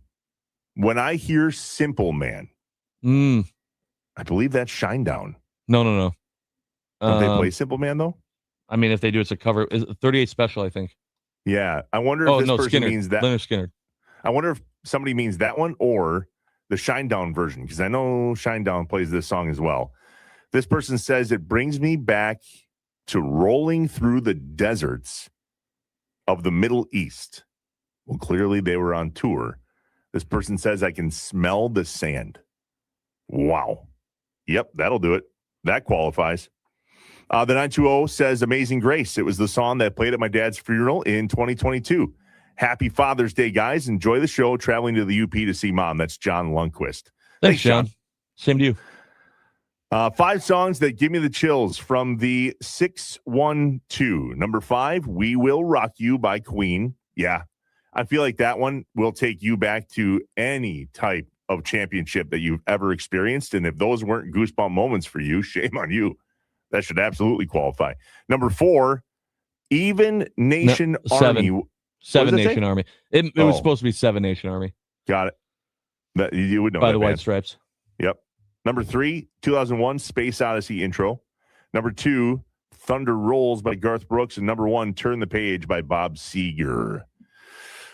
That Garth Brooks song, Thunder Rolls, definitely made my list. It is number 2 on my list. Yeah. So what are yours? A little out of order. Let me explain that one first before I get to my number 5 and work my way up. Wednesday night, AmFam Amphitheater at Summerfest, Garth Brooks. This is the 4th time I've seen him. I was a gigantic Garth Brooks fan when I was a kid. I mean, major. Problematic, frankly. And the Backstreet Boys, but we'll get to that. No. So here I am listening to these guys play everywhere I've ever seen them, and it's the same sing-along as you would expect it to always be. But I experienced something on Wednesday night that I had never experienced before and probably will never experience again. I am a bit of a weather nerd. I have a radar that I pay for on my phone. I know how to read a radar. Hashtag thank you, Luke Stampy. Nice. So I'm watching the radar because I know that there are storms in the forecast and it's supposed to rain. And all of a sudden I see this line coming and it's got the oranges and the reds, which are a problem for me to see. So if it's orange and red to me, it's 100% orange and red to you. That's bad. So I say to the people that we're with, hey, we might want to move from the drip zone here and go and grab a beer and use the restroom, because it felt like they were delaying the concert start because they knew this line was coming, right? Sure. So we go out, leave our seats, use the restroom, and all of a sudden we see everybody, I mean, a lot of people stand up and rush towards us. I was like, damn, did they just like tell people that they had to get out because it was going to lightning? Nope, it was the literal 5-minute warning. Garth Brooks is starting in 5 minutes, and everybody got up to go and take a leak quick before the concert started. I look at my radar. I'm like, I don't think they care that it's about to thunderstorm. Okay, Yeah. all right. So we rushed back to our seats. That's when the fight started with the drip zone off the roof. But not far into the concert, as the literal lightning is above my head, Garth Brooks plays The Thunder Rolls while the thunder is rolling. And I go, I'm good. Yeah, this was it. This was the moment. I don't know how they get better than this right here. I mean, as passionate as Garth Brooks is, too, as a performer, for him to play that during, come on, anybody there on Wednesday night, they got to experience that. I hope you write that down in a journal someplace and never forget it, because that was absolutely absurd. Absurd. And yet that was number 2. Yeah. Well, number 1's special to me and a small group of other people, but I'll get to that. All right. Number 5 for me. If you are in Camp Randall Stadium and Jump Around hits, that's it. If your hair doesn't stand up when you're there and it hits, if it hits at a different sporting event, me. Oh, I've said that forever. It's not the same. Not the same. I don't even like that it's played elsewhere. Cheating. It does. It just doesn't feel right. But at Camp Randall, between the third and fourth quarter, when that hits, if your arm doesn't have the hair stand up on it, I have questions. Yeah. Number 4, very much like the song that you remember your mother by. I have a 4A and a 4B. I was insanely close with my grandparents. Carolyn Merlin Whitty. Merlin, the name of my dog, is after my grandpa. Like, these guys were the stability in my childhood that I just didn't have. That's not blaming mom and dad, but it's just they were the stable people. When my grandfather was passing away, Leaving on a Jet Plane was playing on the radio as I was leaving. So I had gone down, said my goodbyes, spent some time with them. And as I was walking out, Leaving on a Jet Plane. So every time I hear that, it takes me right back to that moment. And then there was a Christmas as my grandmother was failing and she was in the hospital in Madison. And on the way there, Old City Bar popped up from Trans-Siberian Orchestra. And if you've never seen them live, by the way, like, I get it. It's the hard rock Christmas music, whatever. Yeah. Old City Bar, they play. Listen to the lyrics once. And it talks about how if someone wanted to be home on Christmas Eve, they'd already be there. And here we are driving to the hospital on Christmas Eve to go and see my grandma. And that plays. I'm like, okay. All right. That was it. So those two songs, if they pop up, I immediately have the hair stand up. It's very much like you're there. You know what I mean? Exactly like you shared about your mom. Totally get it. Number 3, the old song that used to start the Packers radio network broadcast. Josh, that's the song I sent you. Will you play this, please? Because this song hits different for me. I don't know if they use it still, but just listen to this. It should take you back. Do you know what I'm saying? Mm-hmm. Yeah. I don't think they do this anymore. I don't think so. This song made my childhood. I talked to you guys before that I started in radio when I was 15 years old. Well, I was running the board back when human beings had to run the board for baseball and Brewers and Packers and NASCAR. My job was to make sure that the air was ready for when this song hit. Sure. Unbelievable. It is so amazing thinking back to all the big games that I would listen to on the radio, and this song would start playing, and hair on my neck. That's number 3. All right, number 2, I just mentioned it. Garth Brooks, Thunder Rolls, at Garth Brooks when the thunder is rolling. And number 1 for me may or may not mean something to you, but it 100% means something to me and a small group of people that we call the Deep Here Pink Flamingos. On Sunday afternoon, between the Consolation Championship and the actual championship of the Pink Flamingo softball tournament that starts 3 weeks from the very moment that I'm standing here right now, I'm sitting, the Pink Flamingos in 3 weeks. And on Sunday afternoon, as the field is prepped for the championship, Center Field by John Fogerty is the song that we play. And it's amazing. That gets the hair, the goosebumps though? But you have to appreciate the moment. Sure. The Okay. moment is the weekend that is the greatest weekend of the summer for us. It's the moment when it all comes to a conclusion. The championship is here. It's the moment when a lot of us look at each other and go, we did it. We just put on one hell of a party. And it was all for other people. All of it was for other people. Had nothing Sure. to do with us. We do it to serve the community. So when Center Field hits by John Fogerty, most of the time I start to tear up because it's that cool of a moment to go, yeah, we did it again. The 43rd annual Pink Flamingo Classic starts 3 weeks from today. Cannot wait. There are a lot on the Nicolay Law talking text line that we got to get to when we get back. 414-677-1250, the Nicolay Law talk and text line. What songs give you the goosebumps, whether you hear them in general and it takes you back to a place, or you are in a place and you hear it and go, okay, probably going to cry. The Wisconsin Sports Radio Network studios, powered by the Potawatomi Sportsbook, inside Wisconsin Sports with Trevor and Josh.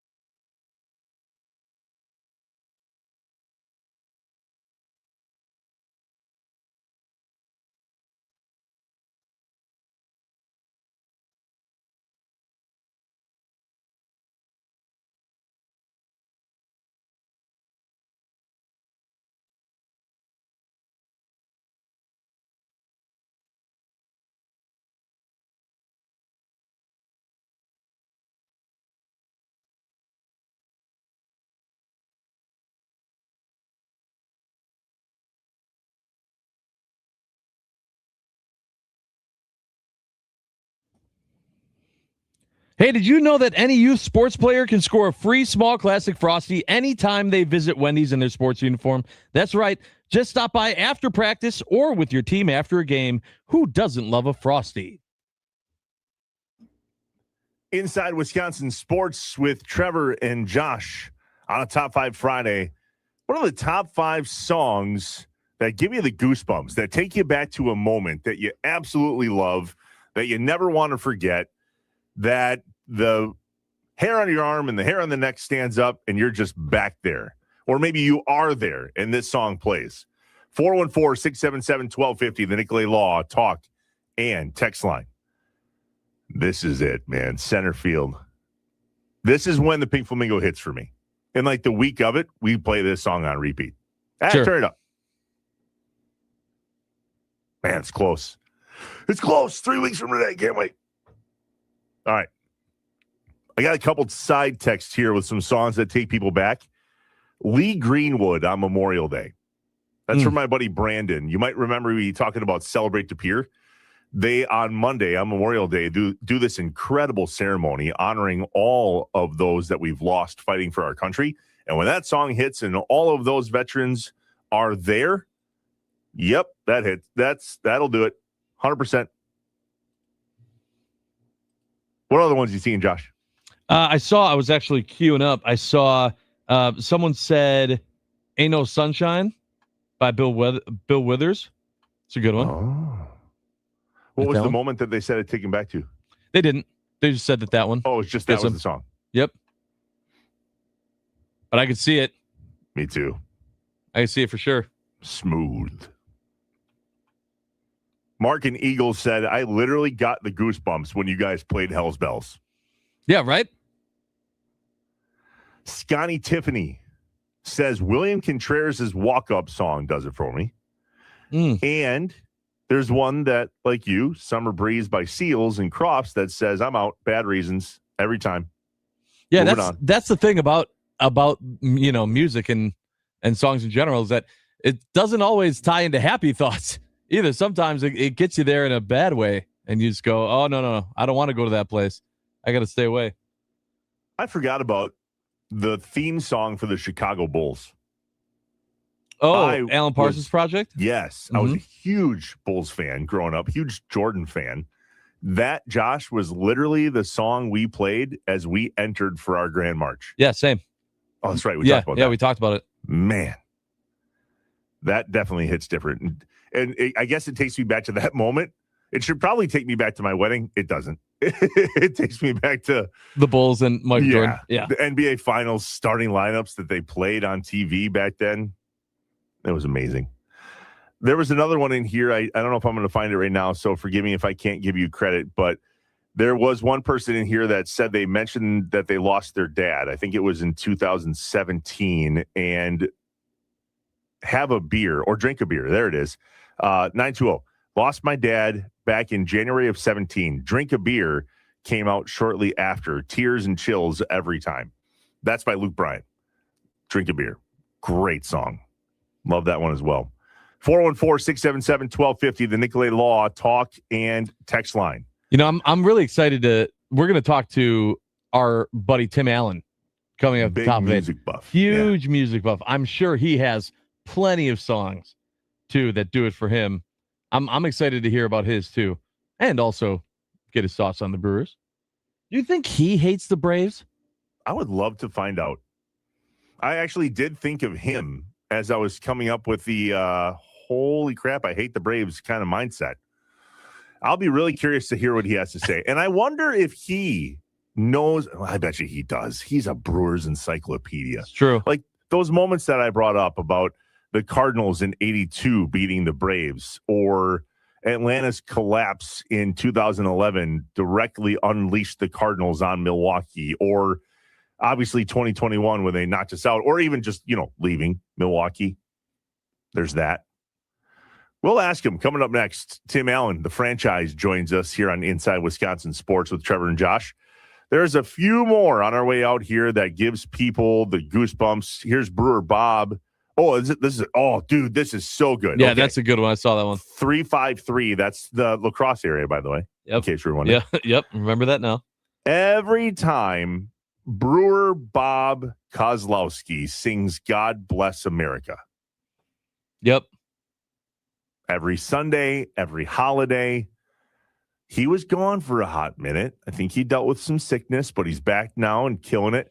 And I can't help but think, I mean, listen, none of us know when our time runs out, but with Bob being sick and with Bob aging and with how good Bob does, that'll be an interesting time when the Brewers just decide to play it over the PA. And also, don't forget too, like, that's not his job, right? Like, he just like works in like event services.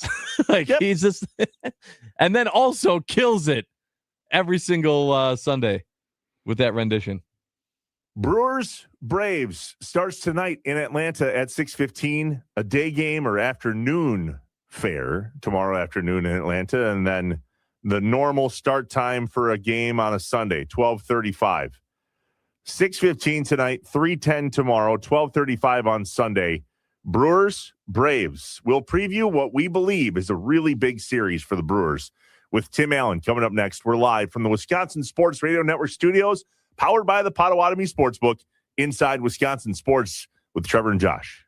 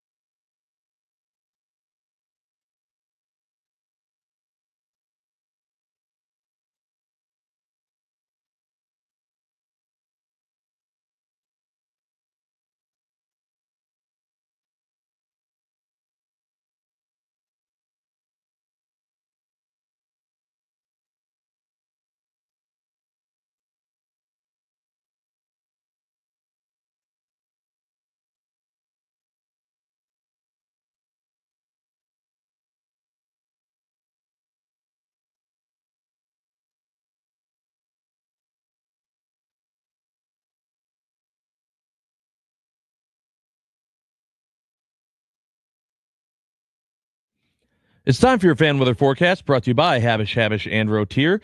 Sunny conditions expected today, partly cloudy conditions this evening with a high of 74 degrees. It's currently 61 degrees here in Milwaukee.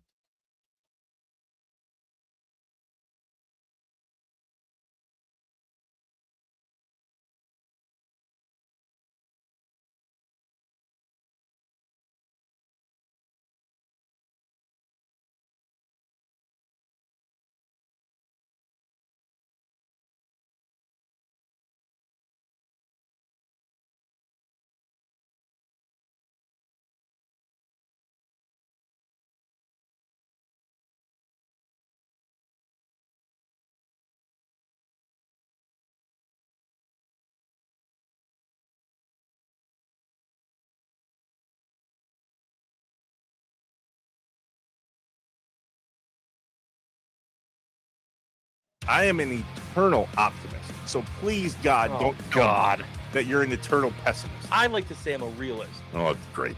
We're going to get along great. This is going to be great. This is Inside Wisconsin Sports with Trevor and Josh. Crowd is here, about to blow, waiting for me to start the show. Out the curtain, lights go up, I'm home. Whoa! Sanchez up the middle, and it's through for a base hit. They wind him up. Here comes Vaughn. Over to third goes Bowers. He's safe. Run scores. Gary Sanchez with an RBI single. Second and third, infield end. Here's Cooper Pratt, and he on the first pitch into left center, going to be caught. Sanchez is coming. The throw, not in time. Speed to burn. El Gary scores. Arias certainly anxious to do damage. And that's in the dirt, gets by Sanchez, and another run's going to score. It'll be a wild pitch. Certainly a ball that Sanchez would tell you he's got to keep in front. And he shoots one left field. On the run is Quan. He's there. He's got it. Well positioned. Inning and ball game over. Brewers come up short here this afternoon. A final of 4-2. Guardians salvage the final game of the series. The Brewers go 4-2 on the homestand. 4-2 on the homestand. That sounds like winning to me. Agreed. Audio courtesy of Brewers TV. Welcome to Hour 3. Inside Wisconsin Sports. Trevor Thomas, Josh Albrecht. Hi. The Wisconsin Sports Radio Network studios powered by the Potawatomi Sportsbook and the Potawatomi Sportsbook postgame show. After the last pitch, when you make the switch, this is who you will run into. Talk about Joining hair. us now. Your hair standing up when you hear a song. Yeah, absolutely. Guest hotline powered by Gruber Law. One call, that's all. The franchise himself, Tim Allen, joins us on Inside Wisconsin Sports. Yeah, this is a song that'll get you juiced. When this thing hits, you know what's coming next. Yep. It's him. Yeah. And what's coming next is the Atlanta Braves. We've got some music questions for you this morning, Timmy. We've got some looking back. We got Cooper Pratt, all the things. But in the Malott Meets Morning Mind Dump this morning, we had a long conversation about how much I hate the Atlanta Braves. And I made a couple connections that may or may not be a bit of a stretch. But let me just share these with you, and then you tell me if we hate the Braves accordingly. So first things first, they left. We'll start there. That's one. Mm-hmm. Two, the Braves are a part of the story in 1982. They could not overcome the Cardinals, and the Cardinals could overcome the Brewers. So we needed the Cardinals to lose to the Braves, or the Braves to figure out how to. They were involved. 2011, apparently Atlanta didn't know this, completely collapsed at the end of the year and essentially unleashed the Cardinals on Milwaukee. Mm-hmm. And then 2021.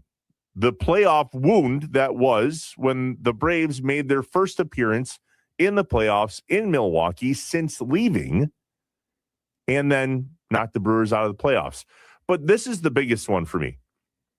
When the Braves left Milwaukee, many fans back then said, well, now what? And they chose the next closest team, and that was the Chicago Cubs. I believe that the vast majority of Cubs fans that reside in Wisconsin, that grew up in Wisconsin, are Cubs fans because dad was a Cubs fan or because grandpa was a Cubs fan, and which is totally legit.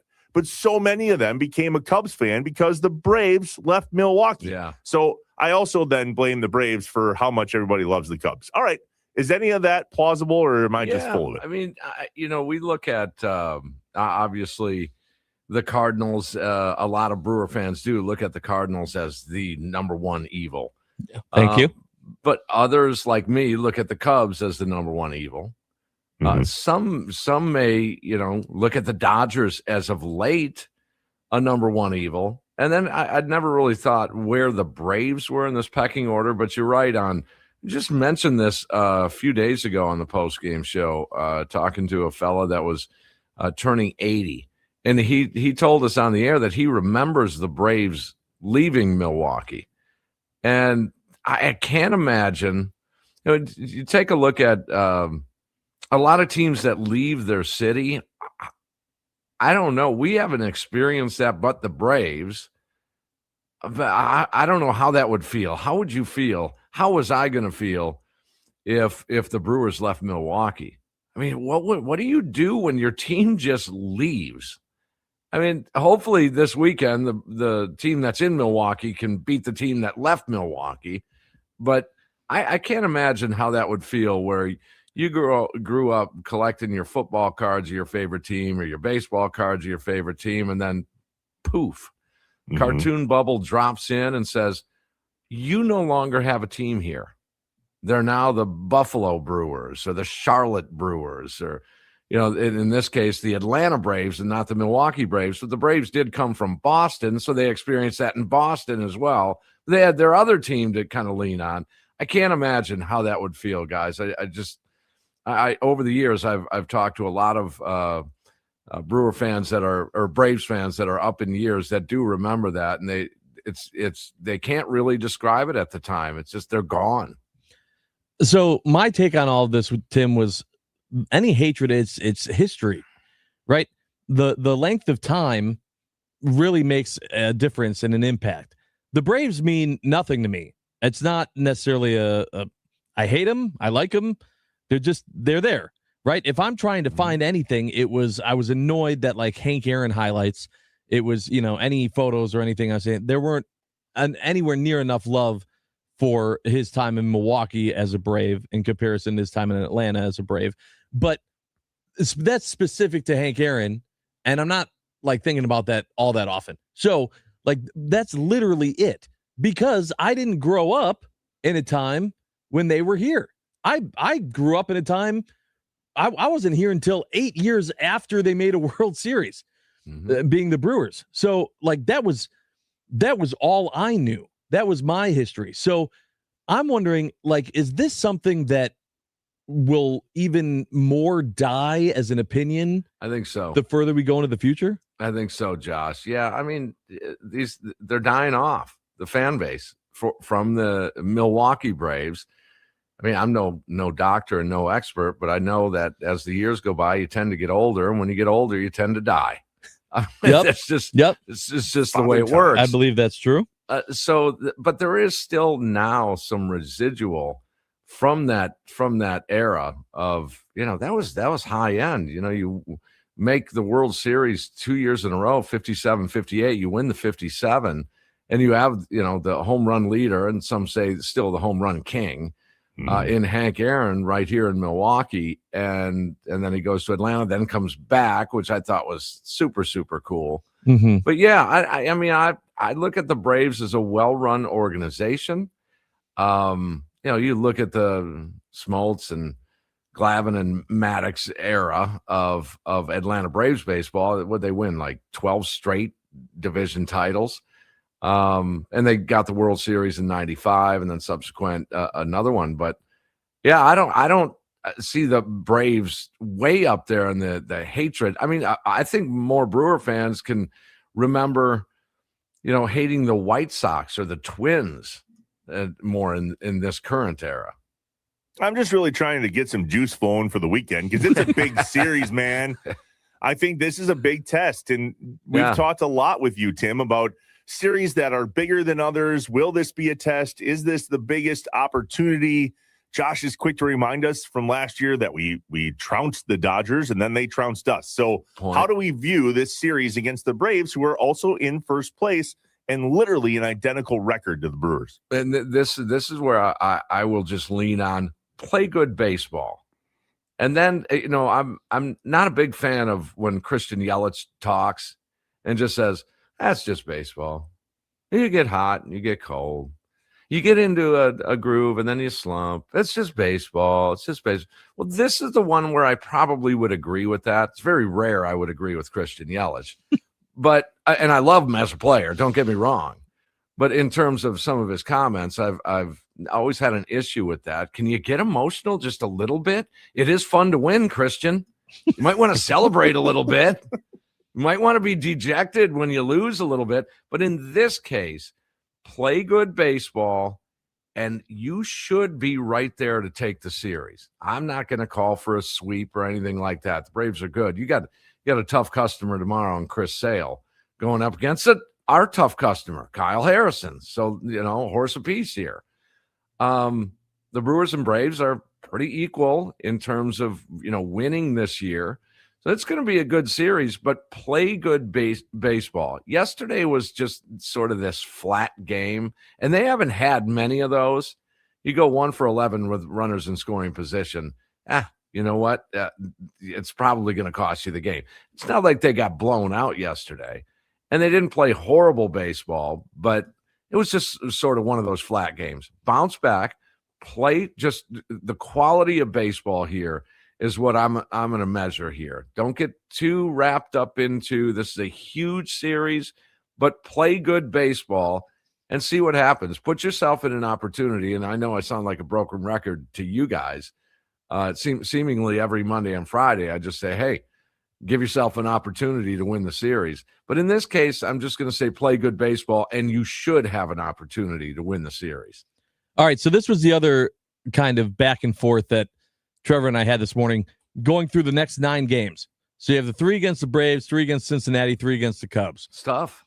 And obviously, what we would be very satisfied if we came out of that 6-3. Right? Okay. I think so. And then I said to Trevor, because he said it's all about this series against the Braves. I said, all right, so what about if they go 6-3, but they get swept by the Braves? They get swept by one of the other series. And then they sweep both. So you lose all 3 to the Braves, but then you sweep the Reds and you sweep the Cubs at home. Those 9 games, you're still finishing 6-3, but you didn't get the job done against the Braves.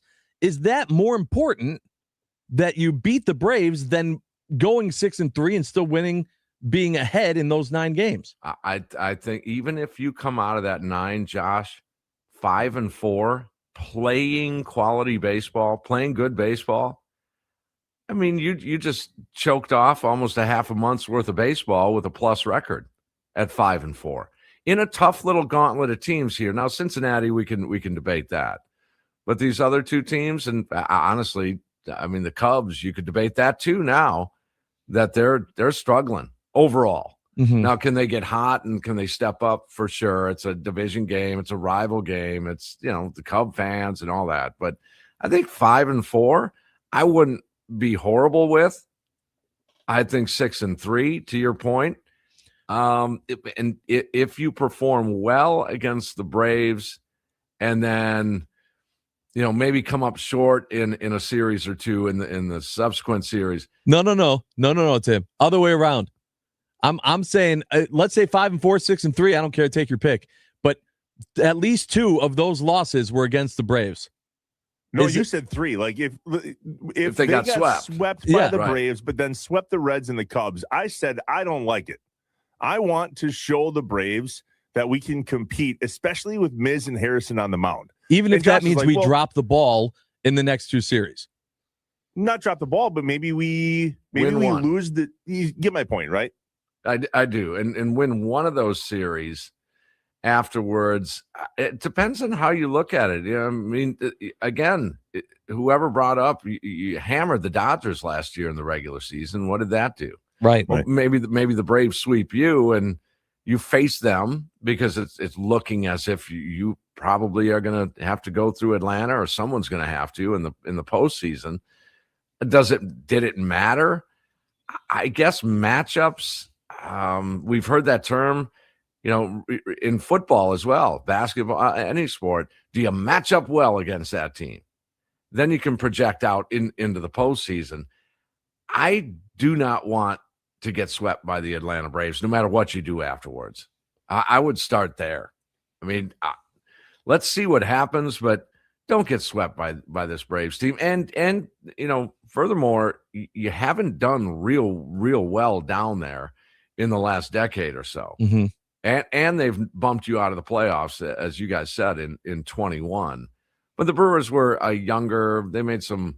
Counsell was not winning postseason games at the time, and he made some highly questionable decisions in that series. But I'm not going to use this as the end-all, be-all measuring stick, but you do want a decent showing, a decent performance, yes. He's Tim Allen. We're inside Wisconsin sports with Trevor and Josh. So now take us to today's game, Tim. The Miz back on the mound after the magnificent performance he had the last time he pitched. He's going to show his maturity to us tonight, one way or the other, good, bad, or ugly. What do you think? Yeah, and he's on the road this time, so that's a little different dynamic. One thing for sure is the way Miz is. I'm really impressed with when he really doesn't have the high-end velo. It's still a controlled environment for him on the mound. It's still controlled. If he starts fiddling with that mound again, I'm concerned early. If he's grooming the mound or having the ground screw come out there, I don't like that at all when Miz does that. But he's got to do it. He's got such a big wingspan that his plant foot is a little bit different than other pitchers, so he's got to work on that.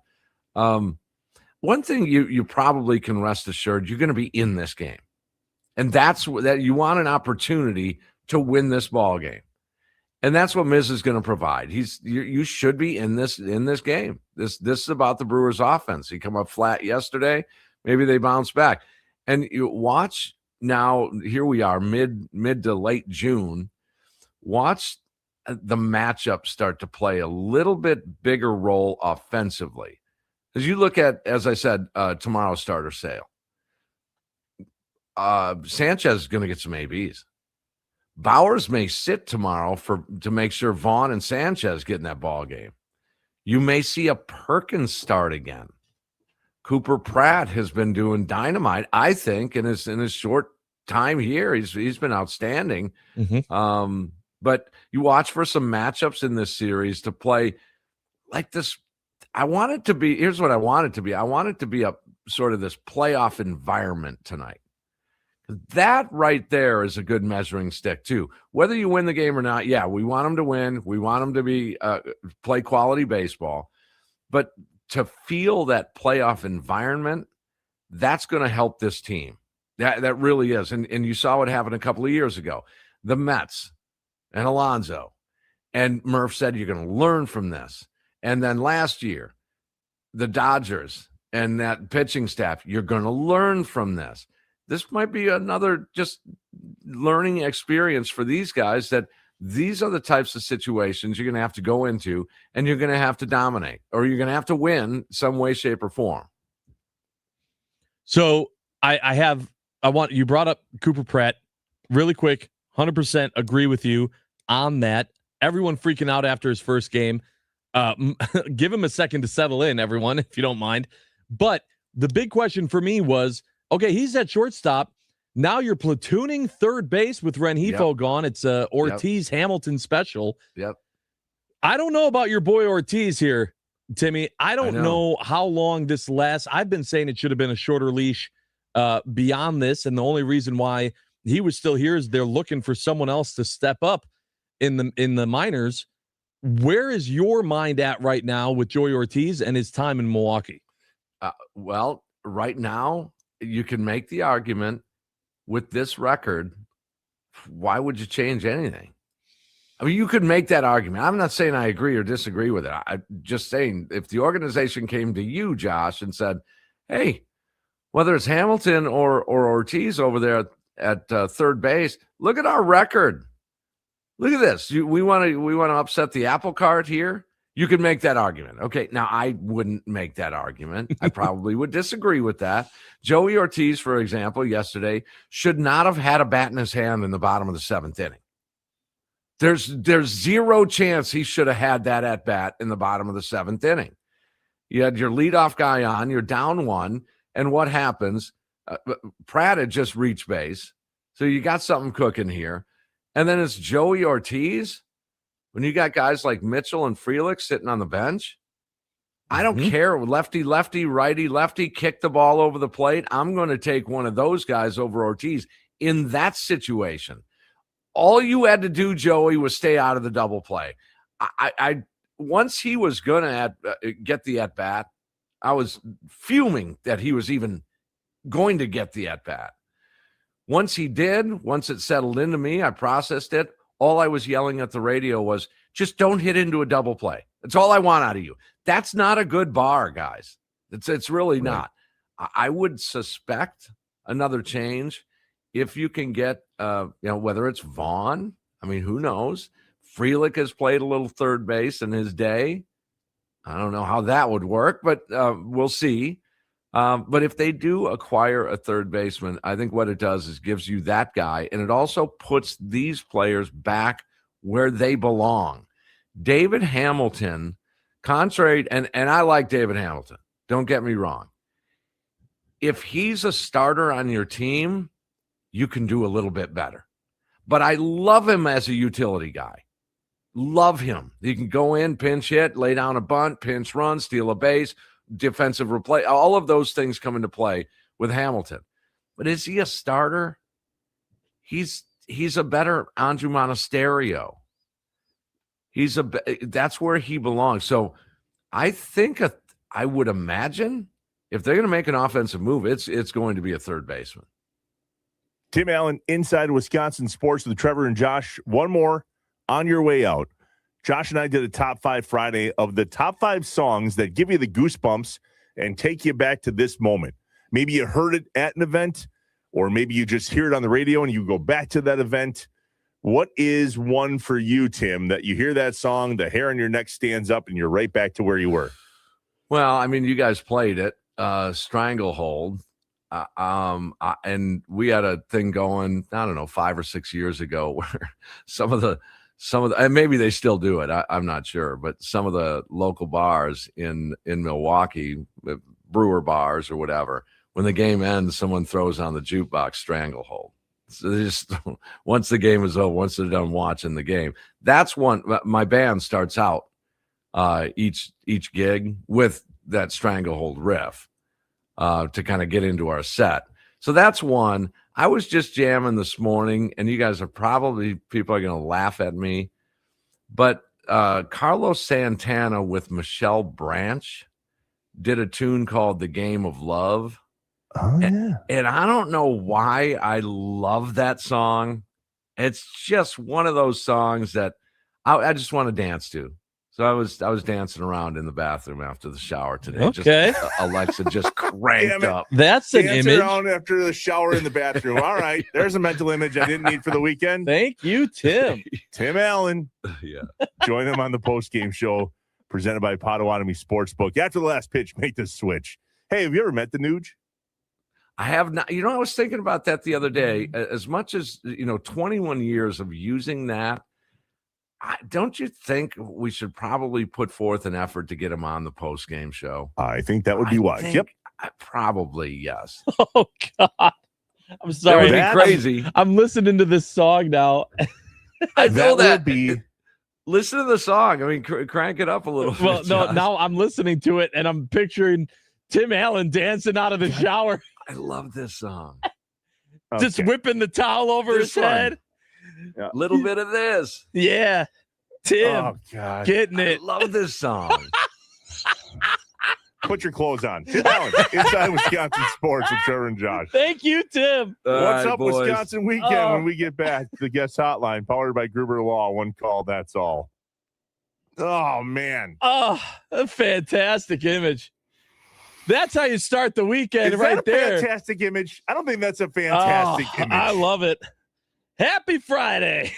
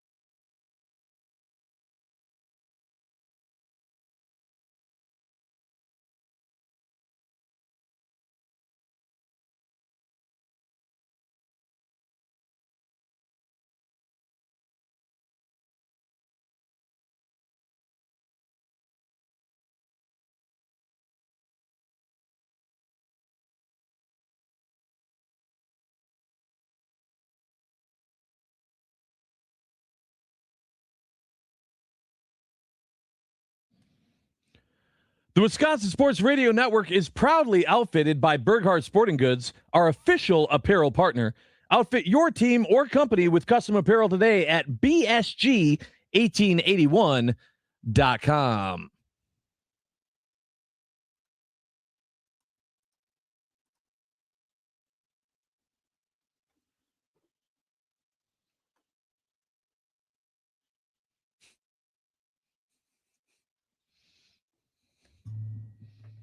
What's up, Wisconsin Sports Weekend? Inside Wisconsin Sports with Trevor and Josh. Where are you watching the Brewers games? Are you watching the kicking today? 2 p.m.? I'm not watching the kicking. You're not watching the kicking? I don't think Why? so. I got a busy day. I got a very busy day ahead of me. So then tell us more. What's the busy? I will. Okay. Toy Story 5 comes out today. Oh yeah, that's a big deal. And so that was a and especially with Jordy being on summer break, it was like, yeah, can we go? Matinee? Yeah. You going on the matinee? We're trying to figure that out. This might also be the first time we take Jack to a movie theater. Oh, good. So what could go wrong? That's exactly what I thought. But it's still going to be an early evening if we go, because I'm also going to Summerfest tonight. Whoa. State Champs band is playing. They're like a pop punk band. They're playing at, I want to say, like 7:30. And then I'm going to get my Styx fix on at 9:30. Big Styx guy. When are you napping? Tomorrow. I don't know how you do it. I don't know how I do either. But I'm literally going work, big old bowl of chili at Natty Oaks, Toy Story, Summerfest, sleep. That's my whole day. I don't know about you, dude, but on Friday nights, I have this big idea that I'm going to stay up and hang with the boys and have a pot. No. Doesn't 11 work. o'clock hits, and I'm like, I'm done. Got to go to bed now. I'm afraid to plan things this weekend because it makes my wife angry when I do things that are leading up to Father's Day. So there is nothing on my calendar this weekend. I don't know if there are things planned, but other than paging the boys in the hood, which I'm about to send out a text about, and where are we watching the Brewers game tonight, I am a little afraid to do anything else. Sure. So you don't know what your Father's Day plans are? I was going to ask. No. Well, according to my schedule, my Father's Day plan is to pick up and drop off our kids at work. Both of our boys work on Sunday. One works from 8:30 to 1:30. The other one works from 10 a.m. to 4 p.m. All I know is that on Father's Day, I'm going to be doing something that is not at my house. I'm either going to be, it's going to be some other part of the family's house celebrating Father's Day. And I'm assuming it's going to be with food being grilled and me watching baseball. And I'm good with that. Yep, that's all. The grill will be on, I'm sure of it. And so unlike Mother's Day, where Amanda really has, I think, 2 days out of the year, she has one rule, and it's, I don't want to cook, which is fine. Amanda is the cook in our house. I dabble from time to time. I'm usually the guy that gets the grill out, and I'll do that part. But Amanda's the food planner, prepper, shopper, all the food things, and she's phenomenal at it. Our family is better for it. On Mother's Day and on her birthday, she doesn't cook. Well, I assume that she's got something planned for Sunday in terms of food, and I am happy to grill it. If it happens to be a ribeye from a lot meat, hypothetically speaking, just saying, WisconsinMeatMarket.com. Yep. So, yeah, we'll see how it shakes out. 414-677-1250, the Nicolay Law talk and text line. What's up, Wisconsin weekend? What are your plans for Father's Day? Where are you watching the kicking? Are you watching the kick? Somebody just texted in, I'm taking the half day to go watch the Team USA game. Bit aggressive. Is this not also, like, I don't follow enough. This isn't, this is still like the group play stuff. Pool play. Yep. Yeah. So, like, this isn't, they can't secure or be eliminated in this game, correct? Well, every kick matters, Josh. And there are things that happen in the pool play games that matter for the games after the pool play, like goals scored and goals given up. Okay. Maybe more, not sure. But that definitely matters. So these games are meaningful because A, you got to win. B, you need to score a bunch of goals. And C, you need to hopefully keep the other team from not scoring goals. Sure. If I gave you 5 guesses as to who team you... No clue. 5? No. Will you please just try to name 5 countries that you think could be in? Argentina. Well, how do you know that one? Because of Messi. Yeah, okay. So Mexico, although they played yesterday, I think I saw. If that was the case, probably they wouldn't not play them. today. We have talked about this, so I thought maybe I would tap into some. Okay, no, that's 0 for 3. They're a country though. They are. Nailed that. Japan. Okay, no, and I'll give you one hint. This is a country and also something else. That doesn't Germany.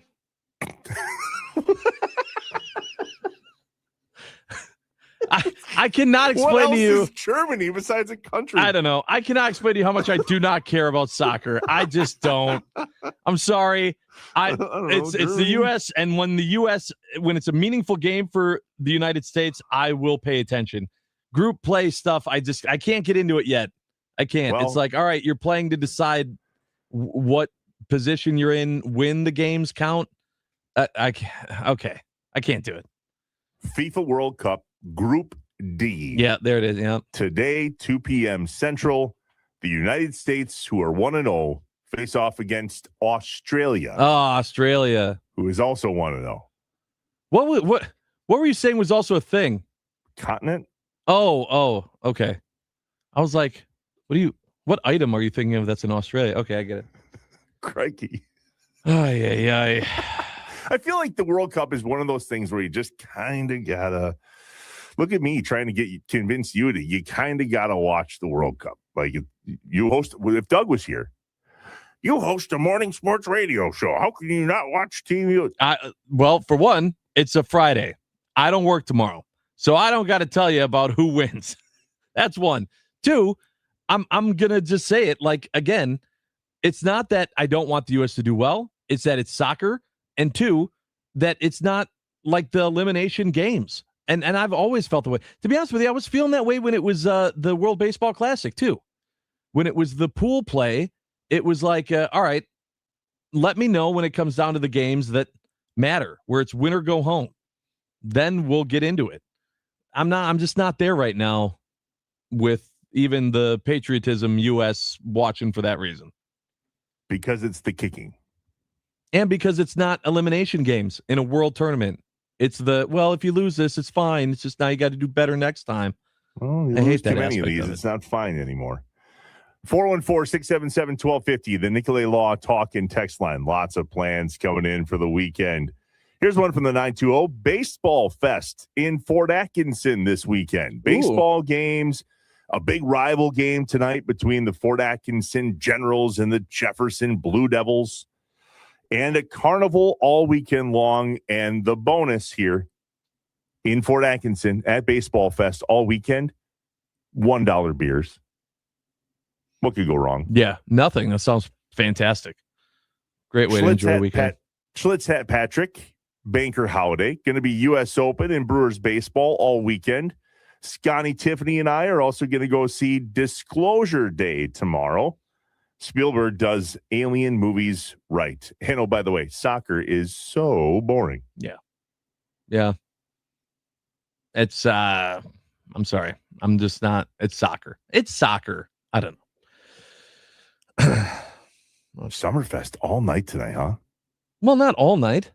Like I said, like I'm getting there at like 7:30. I don't know. What time are you leaving? Well, probably 11:30. I don't know what qualifies as all night to you. Sure. Well, I feel like I'm getting there a little late. 11:30. I'll take the over, by the way. You think I'll be there later than that? I think so. Probably. Just be too what time lazy does to the go music home. stop?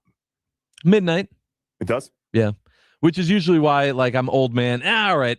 Like, unless it's like a band like I really, really need to see all the way to the end, it's not worth the traffic leaving Summerfest. All right, Julie, let's go. Let's beat the traffic. Oh, yeah. Julie is staying home. She's like, no, it's too late for her. I'm going with the buddy. Boys' night? Yeah. I'm going with the buddy. Oh. Mm-hmm. All right, quickly, favorite food at Summerfest? The Sazza sampler platter. It's not even close. Wow, that was really quick for a foodie. Yeah. I mean, it's literally like it's what I associate with Summerfest is eating a bunch of fried cheese in different ways. Will you go out there and try the hole-in-one contest that Sparky's doing? Yeah, sure. Please Venmo take me, video. Venmo me $10, and then Okay. Yep. If you guarantee me video, I'll Sure. Venmo you $10. Okay, I'll do it. I'll have Sparky. I'll tell Sparky he's got to stick around to record it. Mm-hmm. All right. Done. That is content worthy of sharing on Monday morning. And yes, I will be here. Participate where Josh will be at some point, apparently, in the X Golf Hole-in-One Challenge and the Wisconsin Sports Radio Network at Summerfest. Sparky's there today. Wisconsin Sports Daily broadcasting live starting at 2 p.m.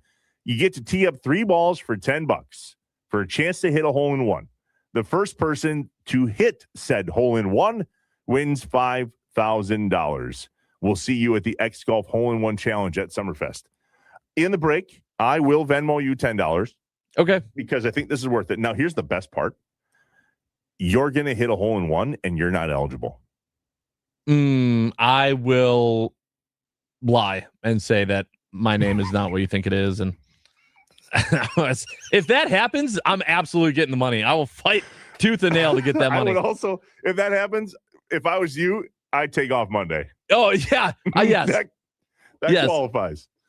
We'll cross over with our friends from 9 to noon. John Kuhn, Rami Makloff when we get back. Inside Wisconsin Sports with Trevor and Josh. If you win money, I get my $10 back. That's fair. I'll give you $10.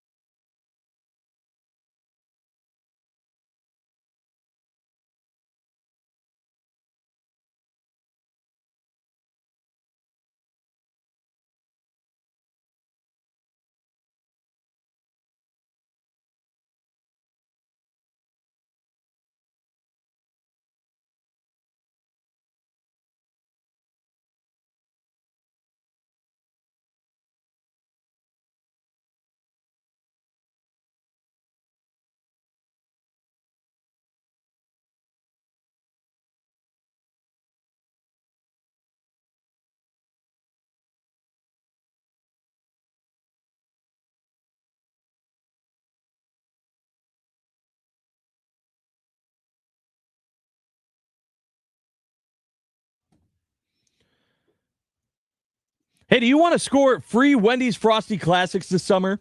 Well, when the Wisconsin Timber Rattlers, proud high A affiliate of the Milwaukee Brewers, record 10 strikeouts in a game, you can go to any Wisconsin Wendy's and get a free small Frosty Classic. Follow the Wisconsin Timber Rattlers on Twitter or Instagram as they post after every game with 10 strikeouts. The offer is only good for 24 hours following the game. Pay attention and then go to Wendy's and get that free Frosty Classic. Inside Wisconsin Sports with Trevor and Josh, and Rami Maklaw from 9 to noon with John Kuhn and Rami Maklaw. I'm Ron Burgundy. Sometimes with John Kuhn. Every here and there we get a John Kuhn appearance. You know who is appearing with you today? I think you know. I do. My new best friend, Aaron Morse. Oh, you guys are besties? Yeah, How'd we that became happen? besties during the show yesterday when I was out, and yeah, they became best friends when Trevor wasn't here. That's how you and I can become best friends. I won't be here. You know how you choose to be someone's best friend? You have their back when they're not there. That's how. Okay. Wow. Okay. Aaron Morse code did it. What did he do? How do you become your Josh? bestie? Why don't you go ahead and tell the story? So it was a day off. Yeah. For Trevor, he wasn't here, right? And there were Vacation. a lot of people that were saying he was at a concert. Why couldn't he be here the next day? And I'm going through the texts pointing out Trevor isn't here. Oh, there's a bunch of BS already. And Aaron jumps in and You weren't goes, taking any shots. You were just no, reading the not at text. all. Yeah, I'm just okay. reading the text, staying Okay, completely sure. unbiased. Yeah, I If you had totally to hit believe the that. dump button for lies, this would be a constant.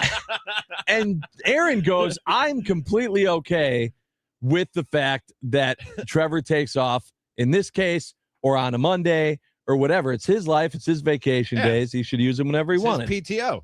Yeah. Yeah. I say use your PTO however you want to use your PTO. Thank you Yeah. very much. Oh, okay. I don't believe. I mean, I do give John a hard time about. Yeah, I was going to say, how about yesterday or the day before or any other time that John's not here? I was just about. Rami to say. storms into the studio. Well, I'm the only one that still works on this show. So, you know. But anyway, I was just yeah, about to take be- your whatever you want to do, Trevor. Go ahead. I was just about to be such a hypocrite. Like I don't know why people give people such a hard time for taking time off. You know what I mean? Yeah. And then I'm gonna the first 5 minutes of the show and be like part-time John. You know? Yeah, exactly. You weren't going to even make it 10 minutes before you had to go back on your word. I mean, Well, I okay. do joke around about it, but I really do think that I'm taking Monday off, and you know what? I'm not doing anything. You Don't guys- do it. I'm not Taking doing. Mondays off are bad. I'm not Just doing. Trust me. I'm not doing anything on Monday. Me and the wife. It's our anniversary this weekend. So Oh, that's completely justified. we're going out to the lacrosse area, but we're coming back on Sunday. We're coming back on. I could Yeah, easily, but it's your anniversary I could e- weekend. You take all the time you need. I Bud. could easily be here on Monday. She's going to work on Monday. I'm not. You know what I mean? But it's just a load management day, you guys. You know what I mean? Like to 100%. I know what you to mean. avoid burnout. I don't want to get burned out. So load management day for your boy. on Totally get Monday. it, Rami. Yeah. Totally get it. Understandable, justifiable. You take all the time you need. Thank you. You bet. Appreciate that. So Aaron came to your defense yesterday as Josh and the listeners And were the other guy in the room with you cooking is absolutely full of it right now. Up to his knees. Put on your boots. Rami, what's coming up from 9 to noon? Definitely not John Kuhn. No John and no Brandon Snide. So it'll be me and your best friend Aaron Morse on the show today. It's a guest-free Friday, so plenty of time for the Nooners with no John, no Brandon, no guest. So much time for the Nooners to get in and get in on all the conversations we're gonna have. We're gonna talk some Brewers last night's game, and just how this roster could be tweaked between now and playoff time. Major League Baseball considering a change that would affect the Brewers greatly, and we want to talk. Mm-hmm. We want to talk about that. Latest on Giannis watch, and I'm going to take a different spin on Giannis watch. All the talk about Giannis is where is he going? Where is he going? Where is he going? What if Giannis stays? What if Giannis stays? And what could the team around him look like is something we're going to talk about in the 10 o'clock hour of the show today, and some absurd sound of the week, absurd sound from around the world of sports in the 11 o'clock hour of the show. Do you gamble? Do you gamble? Every here and there, like if I find myself in a Pato or Want to do a side or bet? go to Vegas, I'll be like, let me put some money down. Side bet? Sure. What you got? So I just sponsored Josh's golfing at the X Golf thing at Summerfest. Yeah. Sent him $10. Yeah. But I'm figuring out a way to get my $10 back. So Sparky says, does Josh even get it onto the green? Rami, no? Then I'll take yes for $10. Okay. We on? Sure. Yeah. Wow, Virtual- you are about to lose $20. That Thank is, you, Josh. that is I have done this challenge a few Club up. times.